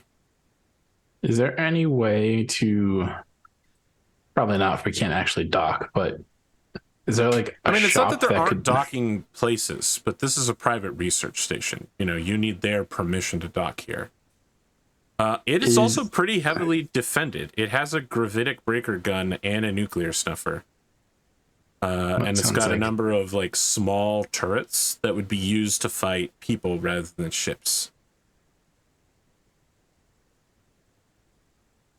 Is there a gift shop type of place? No. Okay, this is it's a private research outpost. But because it's for research, would they have lab coats per se? Yeah. You want to buy a lab coat and have them ship it out? Okay. To Iono, yeah. Yeah, absolutely. Actually, if you just tell them what you're buying it for, they will gift her a lab coat with an embroidered Dr. Iono Kanto. Even better. Yep. They will. She was in the bridge when that message came across, right? So Van-Vee heard it. Yeah. Okay. he would 100% try to make that happen. Yep, they run it out in essentially like you ever seen those plastic tubes for like they're longer like this, but for holding fishing rods in their disassembled state, they like shoot one of those at your ship so that you can catch it with your tractor beam. Nice. Ooh, very nice. You open it up and inside is a freshly nano crafted white lab coat, starched. Hey, I think I'd message both Captain Quentin and MINERVA to be like, hey, I got a little something for Iono. Not sure how you guys if you guys want to do a little something for her, but like maybe a nice dinner or something. Congrats on doctorate. I got her a little gift here. Perfect. Yeah. MINERVA, looking at you as the chief cook that we got here. You prepare everything. Not sure what she likes, but Pizza and salad. I have an idea of her habitual preferences. Quentin will volunteer and make some sort of lead-in dessert. What's a Texas sheet cake? Excellent. Yeah, Nice. let's do it. All right. I'm trying to think. Did I cover all the messages I got? Oh, and I typed it in the chat, but MINERVA, I forwarded you the message from the MINERVA. The intercept from myself. Yeah. Well, I mean, there's nothing in that ship right now, right? Right. It's automated for us. Yes. It's literally just like a stealth low frequency beacon that just says, I'm okay. The last message we got, I mean, this feels like common sense, but the air traffic controller guy here at Talon 3 said to avoid the black hole. I feel like that's common sense. I don't know why we need that extra detail. But what do you mean? Was there something special that happened? Well, that's all the message said, really. Avoid the black hole. It mentioned Hawking radiation. Yeah. Oh, Quentin will pull it up and look at that and put a couple things together. He's not going to necessarily say it out loud, but think that through. If we're passing the message around, can I do just a quick check on ship systems to make sure we wouldn't expect anything unusual to happen should we get hit with some of this radiation? Yeah, your ship definitely was hit with Hawking radiation, and it appeared to have no effect. You generate enough of a local bubble of electromagnetic interference just by being a ship, and your hull is fully intact. Okay. You've maintained your ship, so you're not in danger of being irradiated by a black hole burping. Yeah, Van-Vee on your status panel just boop, and it shows like the time and the full elapse of the time we took the radiation and the system checks during it.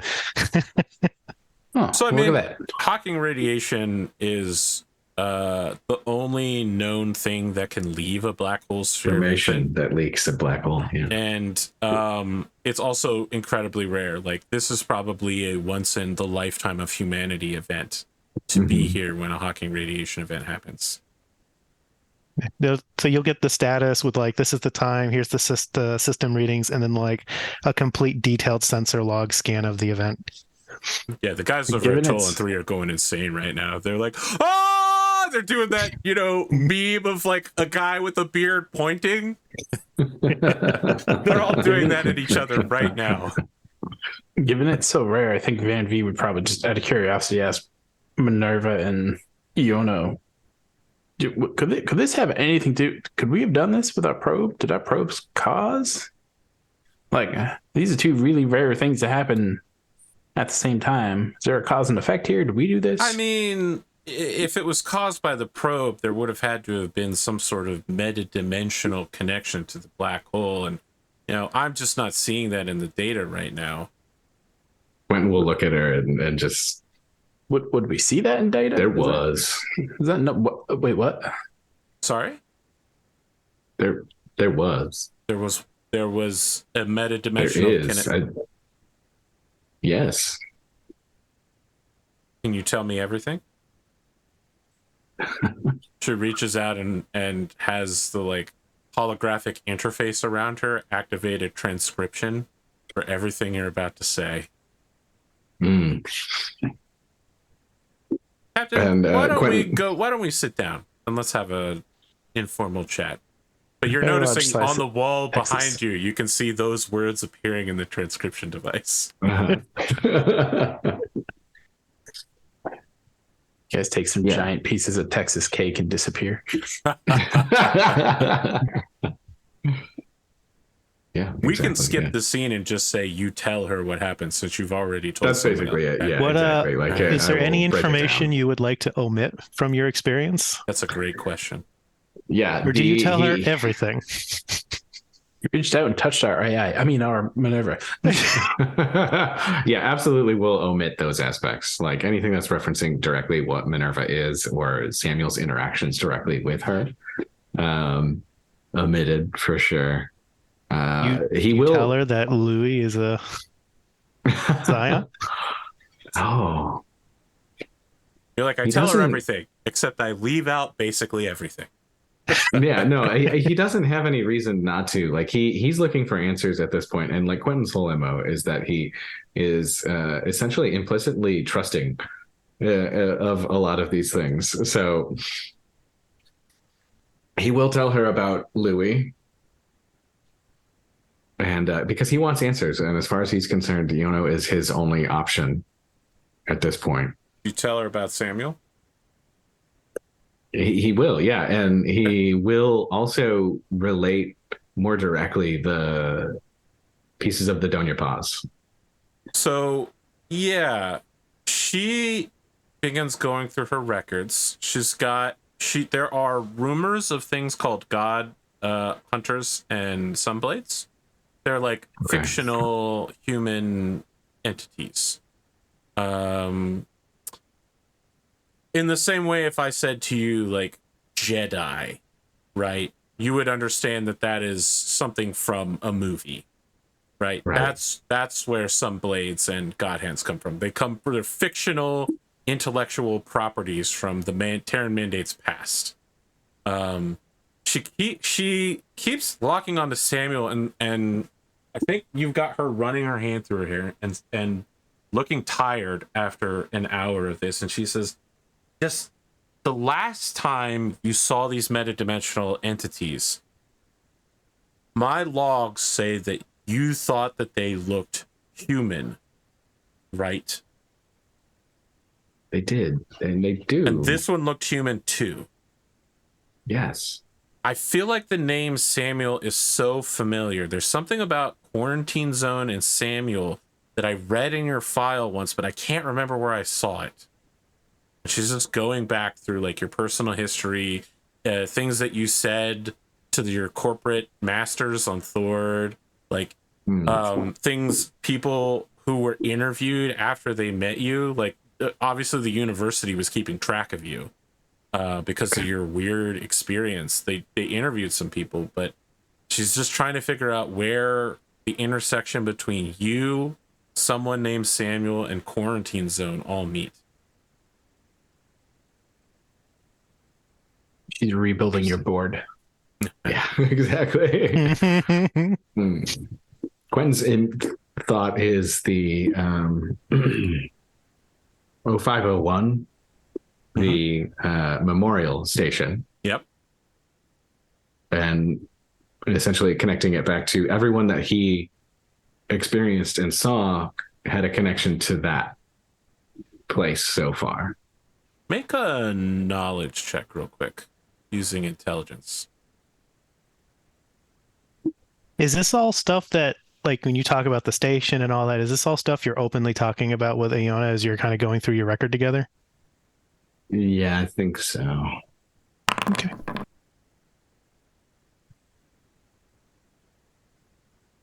A 6? Yep.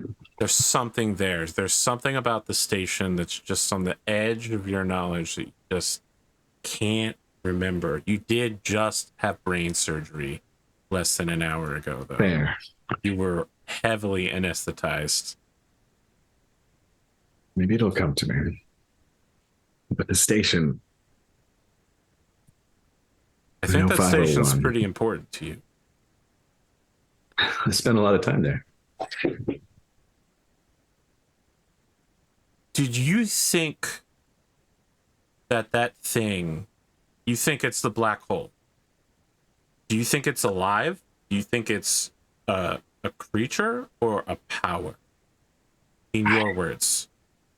It reached out to me. It felt alive in some way.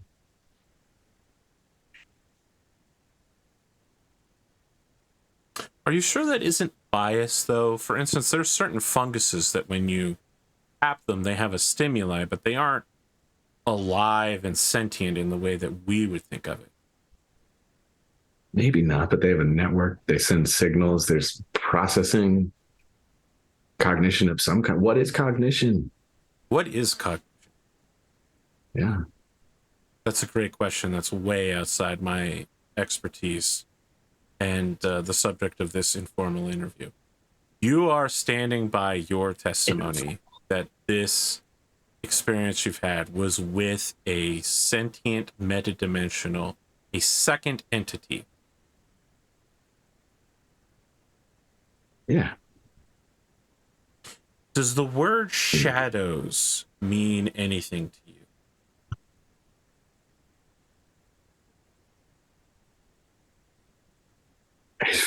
Feels right.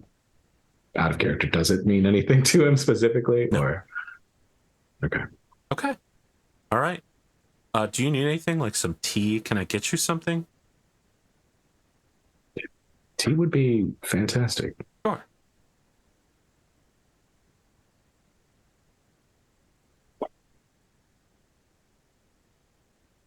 You have an outstanding message on your little notepad saying who's cruise. I feel like it pops up and it's literally Van-Vee making that face. Like he's got like a picture. That's the most unanimous thing you could do. Yes.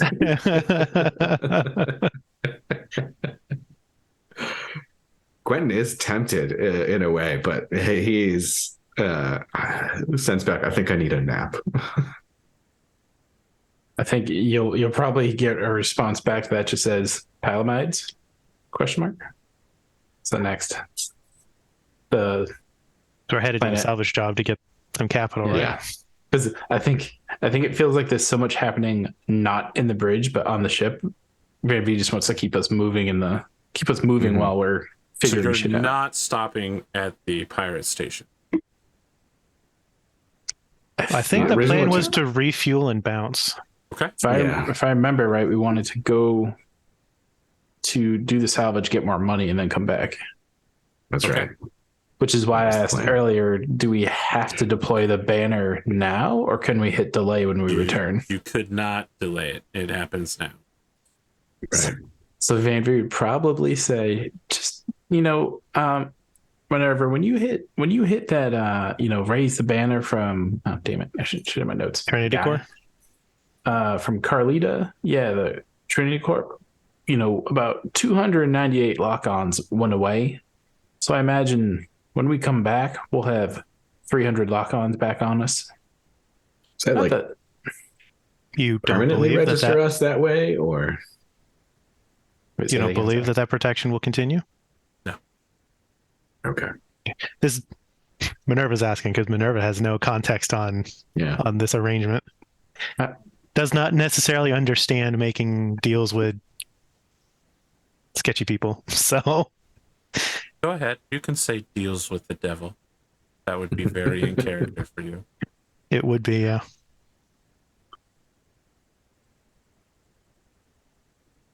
I don't think that would stick with us, Minerva. I mean, this was like a one-time thing. So, I mean, like you told me earlier, there's really nothing wrong with being locked on. Just it's a lot of eyes looking at us. And given what's happened since we got here this time, I'm not sure we want so many eyes looking at us.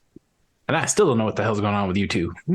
I think while this conversation is happening, another process is going to send a message to the AI.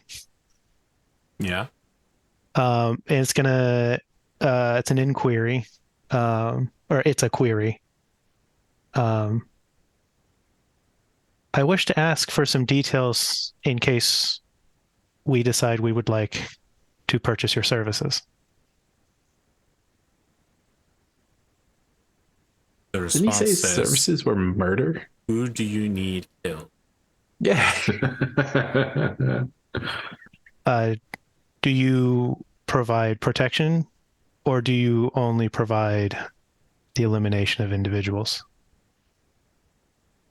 You wait for a time, and there is no response to that question. So in the conversation, I'm not sure what we should do about that.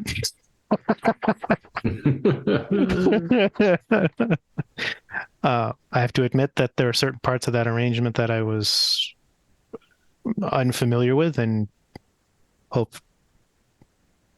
was expecting that the two of you would have more insight on.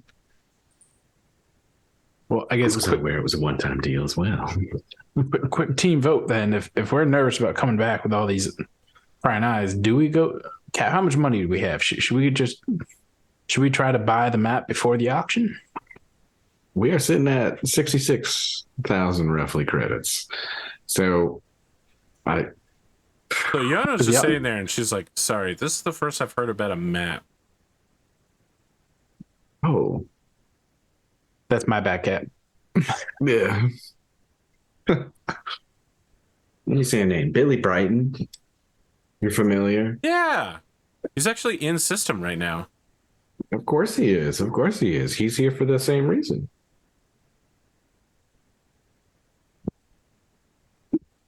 Okay, she's looking at you keenly. Try to handle this one a little better than you did last time. Yeah, right.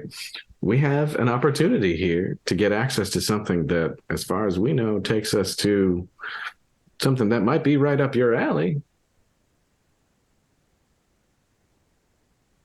I see. Tell me more. What do I know outside of that? It's a map to treasure. I mean, Van-Vee. It's a map. Criminals have it, and you're trying to bid for it. I think Van-Vee would probably spill what he heard from when he was in the bar, right? I think it was a treasure map that had an old chart of Terran ruins. That's what I remember as well, is that there was like navigational chart type information potentially. And it's supposed to be an auction at Amir 9 that would start at 20,000 credits, but Van-Vee's proposing to buy it pre-auction. Or try to. So she's going to open a communications link to the station and just start looking up data MINERVA, as long as you don't stop her. I mean, I watch, but I don't stop it. Okay. Is there, looking at her, does it look like she's looking for, like, her search terms are consistent around a single topic? Her search terms are Omura 9 auction, Omura 9 treasure map, Omura 9 Billy Brighton. And then when she starts getting hit, she goes, Omura 9 auction treasure map canceled ? Omura 9 treasure map Teki Parthenos. And then Omura 9 Jun Koto location. And after a few minutes of searching, she turns her tablet around and a headline says, map revealed to be a poem removed from auction. Jun Koto ejected from Council of Captains. Auction proceeding as planned. And then it's like a short video of a Japanese man getting like rotten food thrown at him. No, it's real. I swear. The map is philosophical. You're just like search engine optimization the shit out of this. Oh my god! So this guy is being thrown rotten food at in what looks to be red, dusty western town inside of a air gravity bubble on the surface of the asteroid Omura 9. He's wearing like 1920s dock worker suspender outfit, and he's got a cowboy hat on, and everyone around him has like a weird Eurasian mix of like cowboy gear and like poor samurai peasant Sengoku Jidai era stuff. Hmm.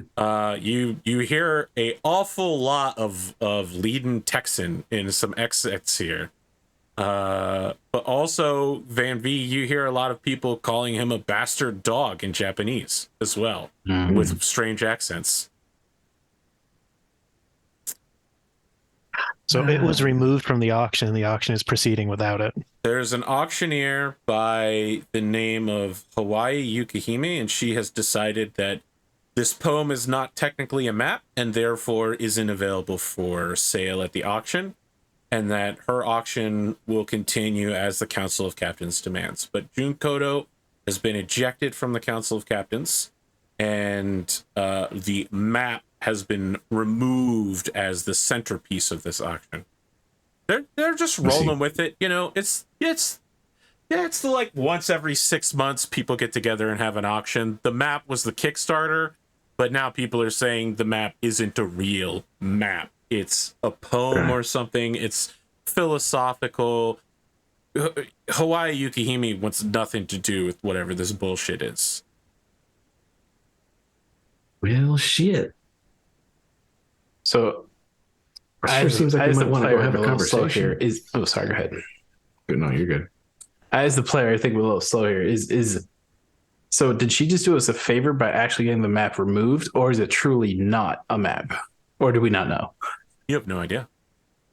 I think the only way to know whether the poem is useful would be to read the poem. So we have to go get this guy. We gotta go talk to this guy, yeah. Well, not after seeing what she just did, I would be like, we also don't know what the disposition of this alleged poem is. They could have kicked him out and just sold it to somebody else for change on the side, you know? He still has the poem, to be clear. They just removed it from the auction. They didn't steal his property. They just said, this isn't what you claimed it is. Okay. Now, he is ashamed, and whatever the Council of Captains is, he's been removed from it, and people feel comfortable throwing food at him. So... Sure seems like this guy is in a spot of trouble that, if nothing else, we can give him a ride and maybe see about this poem. I don't know if we need to worry as much about money right now as timing, so maybe we mosey our way on over to Omera 9 right now. But, that makes sense. We got coverage and the auction timeline no longer is relevant. Although I'm curious, what else can you find out that would have been in this auction or is in this auction? I mean, I'm using some really basic computer search. I'm just accessing the station's computer system. I love it. Do you want me to just look at what's at the auction? Research? Yeah, so she's just slowly going to turn and look at MINERVA. There's a suitcase nuke for sale. There's a Starship emergency drill activation mod for sale. These are the new frontliners.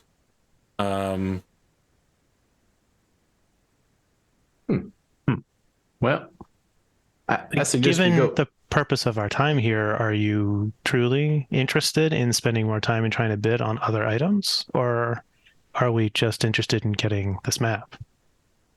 I'm just looking for opportunity. That's all. So this man Juno in trouble sounds like an opportunity for us. It's Jun Koto. I skipped like half the letters in the middle. Yeah.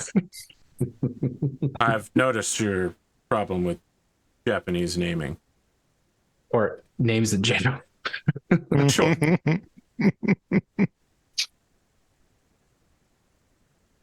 Well, I think we're agreed. I mean, let's head our way on over. Was I not supposed to hear about this map thing? You seemed surprised when... I mean, we're all sitting here at a table. I believe they were under the impression that they had mentioned it to you already. Not that it was to be kept from you. Yeah, what basically. Am I part of this? Are you letting me off at Omura 9? What are we doing?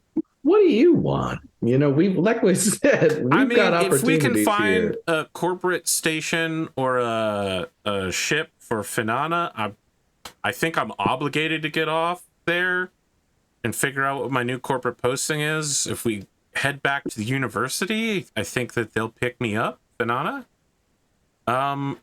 don't want to be left on a pirate station. So if you could not leave me there, I would really appreciate it. We really don't There is have an any plans on opportunity. leaving you anywhere you don't want to be left, just so we're clear. There is an opportunity to study something relevant to your field by continuing your studies with the captain. Yeah, I have a contract though. What's that? I mean, you know, I'm an exchange student. I owe Fanana for my education. How much you owe? How much? A lot. It's like, Well, we owe 500,000 on the ship.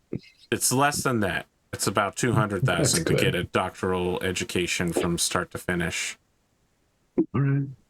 at a private, top of the line, sector wide university in a Big chunk of department. change. See, That see no one Van-Vee wince a gets. little. Yeah, it's a lot of money.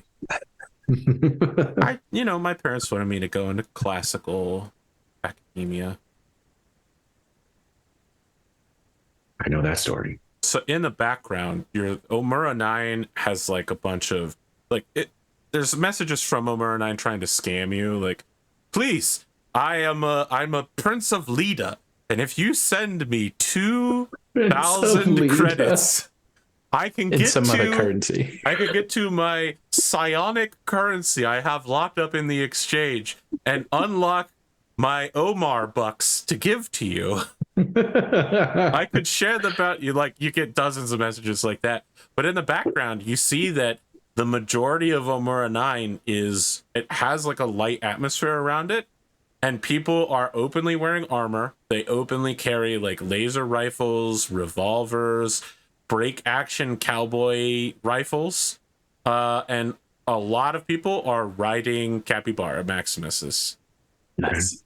So it's like guys like 3 Capybara Maximuses like chasing after a dude in a hover car who's like, oh no, they're like, ah, and they're like just chasing after him. The tag trailer says Omura 9, when you're here, anything goes.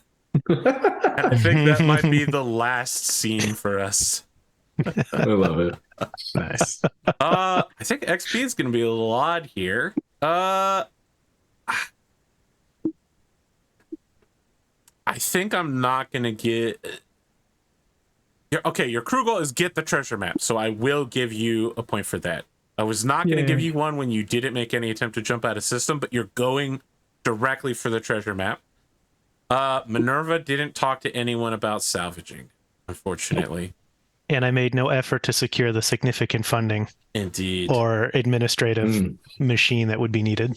I think Van-Vee will get 1 point for proving his competence to Iono. Quentin, I'm sorry, I think you get the one for the high-tech Psionic Academy, but not for get everybody for the salvage shop. You're going for the map, which could lead to that, but Right. you guys are not. No, it's you've fair. consciously chosen not to pursue the salvage shop at this moment, to go after the map. Your goals did not align for once. Did anyone level on such a small amount of XP? Could always happen. I did. Oh shit! Nice. Hey, you want to I'm still really get? close. You were talking to me about getting a unique gift. You still want to get that? I did. I'm interested. All right, I am. we'll talk some more. Let's talk. We'll talk some more. Yeah. We might need to decompress after this episode. A lot happened. I think this might have Good been the shit. first episode that I feel like Van-Vee took a real backseat to Quentin and Minerva. Oh, he was happy to take a backseat. I feel like he was just in the bridge being like, I got all this. You had to deal with all the real world problems. Stuff that he just can't comprehend. Minerva was touched. Yeah. In a way, Quentin that is can't comprehend concerning. it. I'm curious if the audience knows who Samuel is. Is my thought. Since it seems like the players don't recall. I think I know who that AI is. It's MFH. The name of the ship is also the name of the AI. Oh. Yeah. Yeah, because the one I with didn't think I was hiding it One that of the much. five. It's one of the five. No, Yeah. yeah. For some reason I was getting That's why when you I was engaged, putting I was putting like, the name. oh my God, are we going to die? I for some reason I put the description for MFH under the name that was just the binary string. Oh, yeah, okay. Just to be clear, MFH isn't saying you can't kill people on the station. He said don't be a threat to the station, like an existential threat. Yeah. It's a pirate station. So, Minerva was leaning on this, given the track record with this crew so far, Minerva was leaning on the side of, if I say you cannot do this stuff or we will die, then maybe you'll just step a little bit across that line and we'll be okay. Minerva's trying to be predictive about the crew. Yeah. I'm just rereading MFH's description. Yeah, it's not good.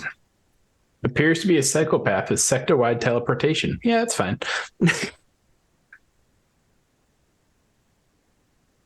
Has never failed to complete a contract. That's good. That's good. Don't catch their notice. I mean, we did, but he doesn't. Way past that. And it wasn't Van-Vee's fault this time. You flashed your ass at the Goram Law. Like, straight up. You scan me, I'll scan you, motherfucker. Oh. I mean, that wasn't even what got their episode attention. was nothing but threat. Was like it's when it was contacted by another AI that got its attention. Exactly. Is there any like and an unnamed one, know like, that, unknown? Yeah, I didn't give my name or anything. The communication didn't seem like it was going to be involve any extraneous information at all. Name? So there's so few of you. Does it know it immediately came from our ship? The communication? Sure. Yeah. Yeah. Man has a detection lock on you. It knows all incoming and outgoing signals. Yeah, Right. assume that it knows more than I do about it. And none of us know you sent the message except for Minerva. Nope. Minerva just did that quietly in the background. This feels like a very Kain Minerva thing. and the captain have a similar weakness. Yeah, communication, team communication, Trust. Too much trust. I'm waiting for Van-Vee to start doing like trust falls and team building outings. Oh, really? You guys trust everyone but our own crew. It's not that Minerva has an explicit distrust of the crew, so much as this seemed like Minerva's business. Like, what would you have done? You wouldn't have been able to communicate with it, really. Yeah, it's a very AI take. If you can't help, just no point in you knowing. I mean, it takes longer to speak to you at the speed of organic communication than it does to just complete the task. Ouch. That's fair. Ouch. Just more salt on the wound. All right. Amazing. Love it. But this was a great episode. It was. I really enjoyed your drive sequence. And I know we're going to continue to suffer the consequences of that for a long time. For sure. 100%. I am still really curious to see what would have happened if you were like, let's embrace the unknown. What would have happened to us? Let it touch Indiana. People's lungs I really would have popped out of their mouths again. When you made your decision and you said, I want to protect everyone on the ship, I thought you said the same thing AP said when you were like, oh, so you want to protect all the people, but not the ship itself. And I was like, oh boy, here we go. Yeah. Yeah. I mean, Quentin's goal was to get everyone through in one piece in some way. So, that didn't necessarily mean himself, like survivor's skill to a degree, right? Like, I mean, as long as you don't start carving runes into your flesh and we all start seeing our dead family members, I think we're doing better than we could. You know what? From that point of view, Quentin, I'll give you a point for the salvaging job thing. You sacrifice quite a bit to protect everybody. It's worth 1 XP. Survive. I'll take it. Horrifyingly being crushed through existence. Extruded through a black hole. Yeah. And without the beacon to alert things, our is us being a contacted existence mean that there will be further contact? Right, like, Or do we need another beacon if you want to have another is moment? that a change that is permanent, right? Like, is Quentin, yeah. You also don't know anything Quentin about this Omni and Louis station. barked. Can you imagine if you had died? What the hell would we have done? Legit. I would have. Oh, I mean, it would also depend on Louis. how you died. Like if we suddenly came into real space and you just red misted on the bridge, like Yeah. That's, I comment. love how Yeah. how when you're in that metadimensional space, how like everything seems surreal, and then Van-Vee's face is just like a cloud of dust. Yeah. Everything's your like, whole head. I love the Yeah. descriptions. It's they were really good. fantastic. cuts right to the chase. Mm-hmm. Oh man. A lot Before- happened for sure. Before we leave today, I want to note that there is a lack of description for one crew member in the drive space. Oh. I know. I picked up on that. Oh. Good. Yeah. Oh, I didn't think about that. You're the only one that Was can. there. Or was she? Oh man. I mean, we can see through everything. Yeah. Quentin just spilled all the beans to As she's taking all those notes. The other thing that I thought was interesting that you didn't talk up to Iona about was they referred to the pulse from that beacon being a message. Oh yeah. That's a good point. Only her project. There's It's not like she's trying to... so many spooby things about her that Just- Minerva's in no position to know about. Just remember, that is not only her project. That's also Dr. Coons Sporadicus's project. Big Right. Spoon's project. That is Dr. Coons's device that she helped build based on some of her theories, but it is his Right. device. Just to be clear, she was there as a caretaker. To take There's all more the to find blame in out. case something went bad, or to die if something went wrong, or Yeah. he wasn't good Does at it. Dr. Coons have any connections to the guy we just met? Jace He is Broadway. the guy. There's another set of paintings for him. Yeah, right. Oh man, the web. I'm starting to think the only good guy we've met in this campaign so far has been Carlita. The drug deal. Straightforward. Yeah, the guy who saved Van-Vee from going into a knife fight where he would have died. The guy who repossessed someone's vehicle. Yes. And then made sure we didn't get in trouble when Van-Vee shot that guy. I mean, Carlita saved Van-Vee a lot. Yeah. That's fair. He's not a bad guy. As long as you don't fight him, he won't be listed in the villains section of the wiki. Oh man. Okay. Any closing thoughts before we wrap up this episode? We went a little late, but it felt like the kind of really episode glad we made it needed to. happen. It was worth it. Yeah. Yeah. So much I was nervous process. going into That's it. my closing thought. Leave a comment. Who is Samuel? I'm the one that's going to get those messages, and obviously I know who Samuel is. So I'm just going to get a bunch of people telling me something I already know. Leave a comment. We still haven't done any The salvaging. salvage mission. Leave I'm a sorry. comment. Did you like seeing the dice rolls, or do you not care at all? Or was it a distraction? That is the real comment to leave. Although if you want to leave multiple comments, you would make the YouTube Engage. happy. So yeah, engage. Just a picture of Quentin with his arms folded, looking forward, saying engage. Engage. I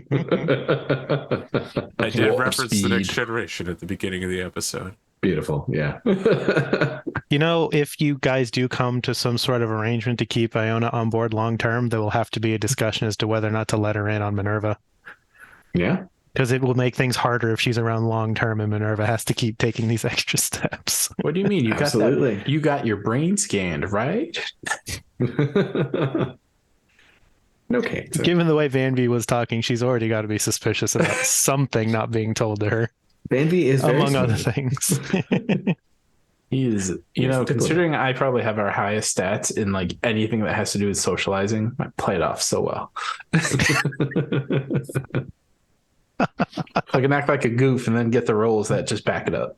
Yeah, that's all you got to do to be good at role-playing games is to roll well. For some reason, everything you said was stupid but likable. Charming. Way to roll a 16 on that. It's Your called the your Malcolm dice Reynolds rolls method. Your first programming dice roll was no bueno. Not that I don't think you Folksy could have wisdom beaten that has convinced 23, me. but No, that I was don't think it impossible. was. Yeah. Yeah, that was ridiculous. At your max roll, you couldn't beat their minimum roll. They've also been active in doing things for they've been doing things they for are a hot minute. Yeah, we don't know for how Our long. sector has some like powers. So We are small fish. I think that there's a narrative concept called power ceiling, which is where you see the most powerful thing in a fiction. So for anyone that watches something like My Hero Academia, they establish, they're like, this guy's name is All Might. He's Superman. No one is more powerful than him. And they reestablish it throughout the show several times. There are people who are like, oh, he's strong enough to challenge All Might. And All Might's like, no, you're not. So we know that the maximum level is All Might. This is this universe's All Might. Murder for Hire is the most cunning, psychopathic AI in existence. You have met the final boss of the whole sector here. and you asked it to be your friend. You asked it I was very polite it to would it. That's what I would. act for protective services or if it just needed to kill people for you. And I asked if didn't it answer. provided Nothing. protective services or if it only removed targets. I feel I like mean, I It's a very answered that polite question, and he answered it. Yeah. I answered I was it really through hoping- absence. Yeah. I was Which really is where hoping Minerva you was wanna like, I have no leads. push and try to figure out how much does he charge. Like I was so curious on the like how much does it cost? Minerva's more than not we going to can ask afford. him how much it costs to kill somebody, and you could find that out through any number of other means. I mean, He's a publicly known entity. if you have to ask, you can't afford it. That's the level That's of right. wealth you're operating with here. For sure. All right. That'll be the end of this episode. I feel so bad for Stonar who just raided me. Another Solaris no. Knights alumni, Stonar, Battletech Master, especially with Mega Mech. Are we good for next week? Everybody's gave me a thumbs up and a nod, so I'm going to assume we are good next week. Through gestures and body language. Friends, we'll return next week to find out what's going on Omura 9. Desuka. And we'll probably meet Jun Kodo and learn a little bit more about this map that's a poem. What could that be about? Have a good time, Zone. Hey, non-Americans, don't forget about that daylight savings.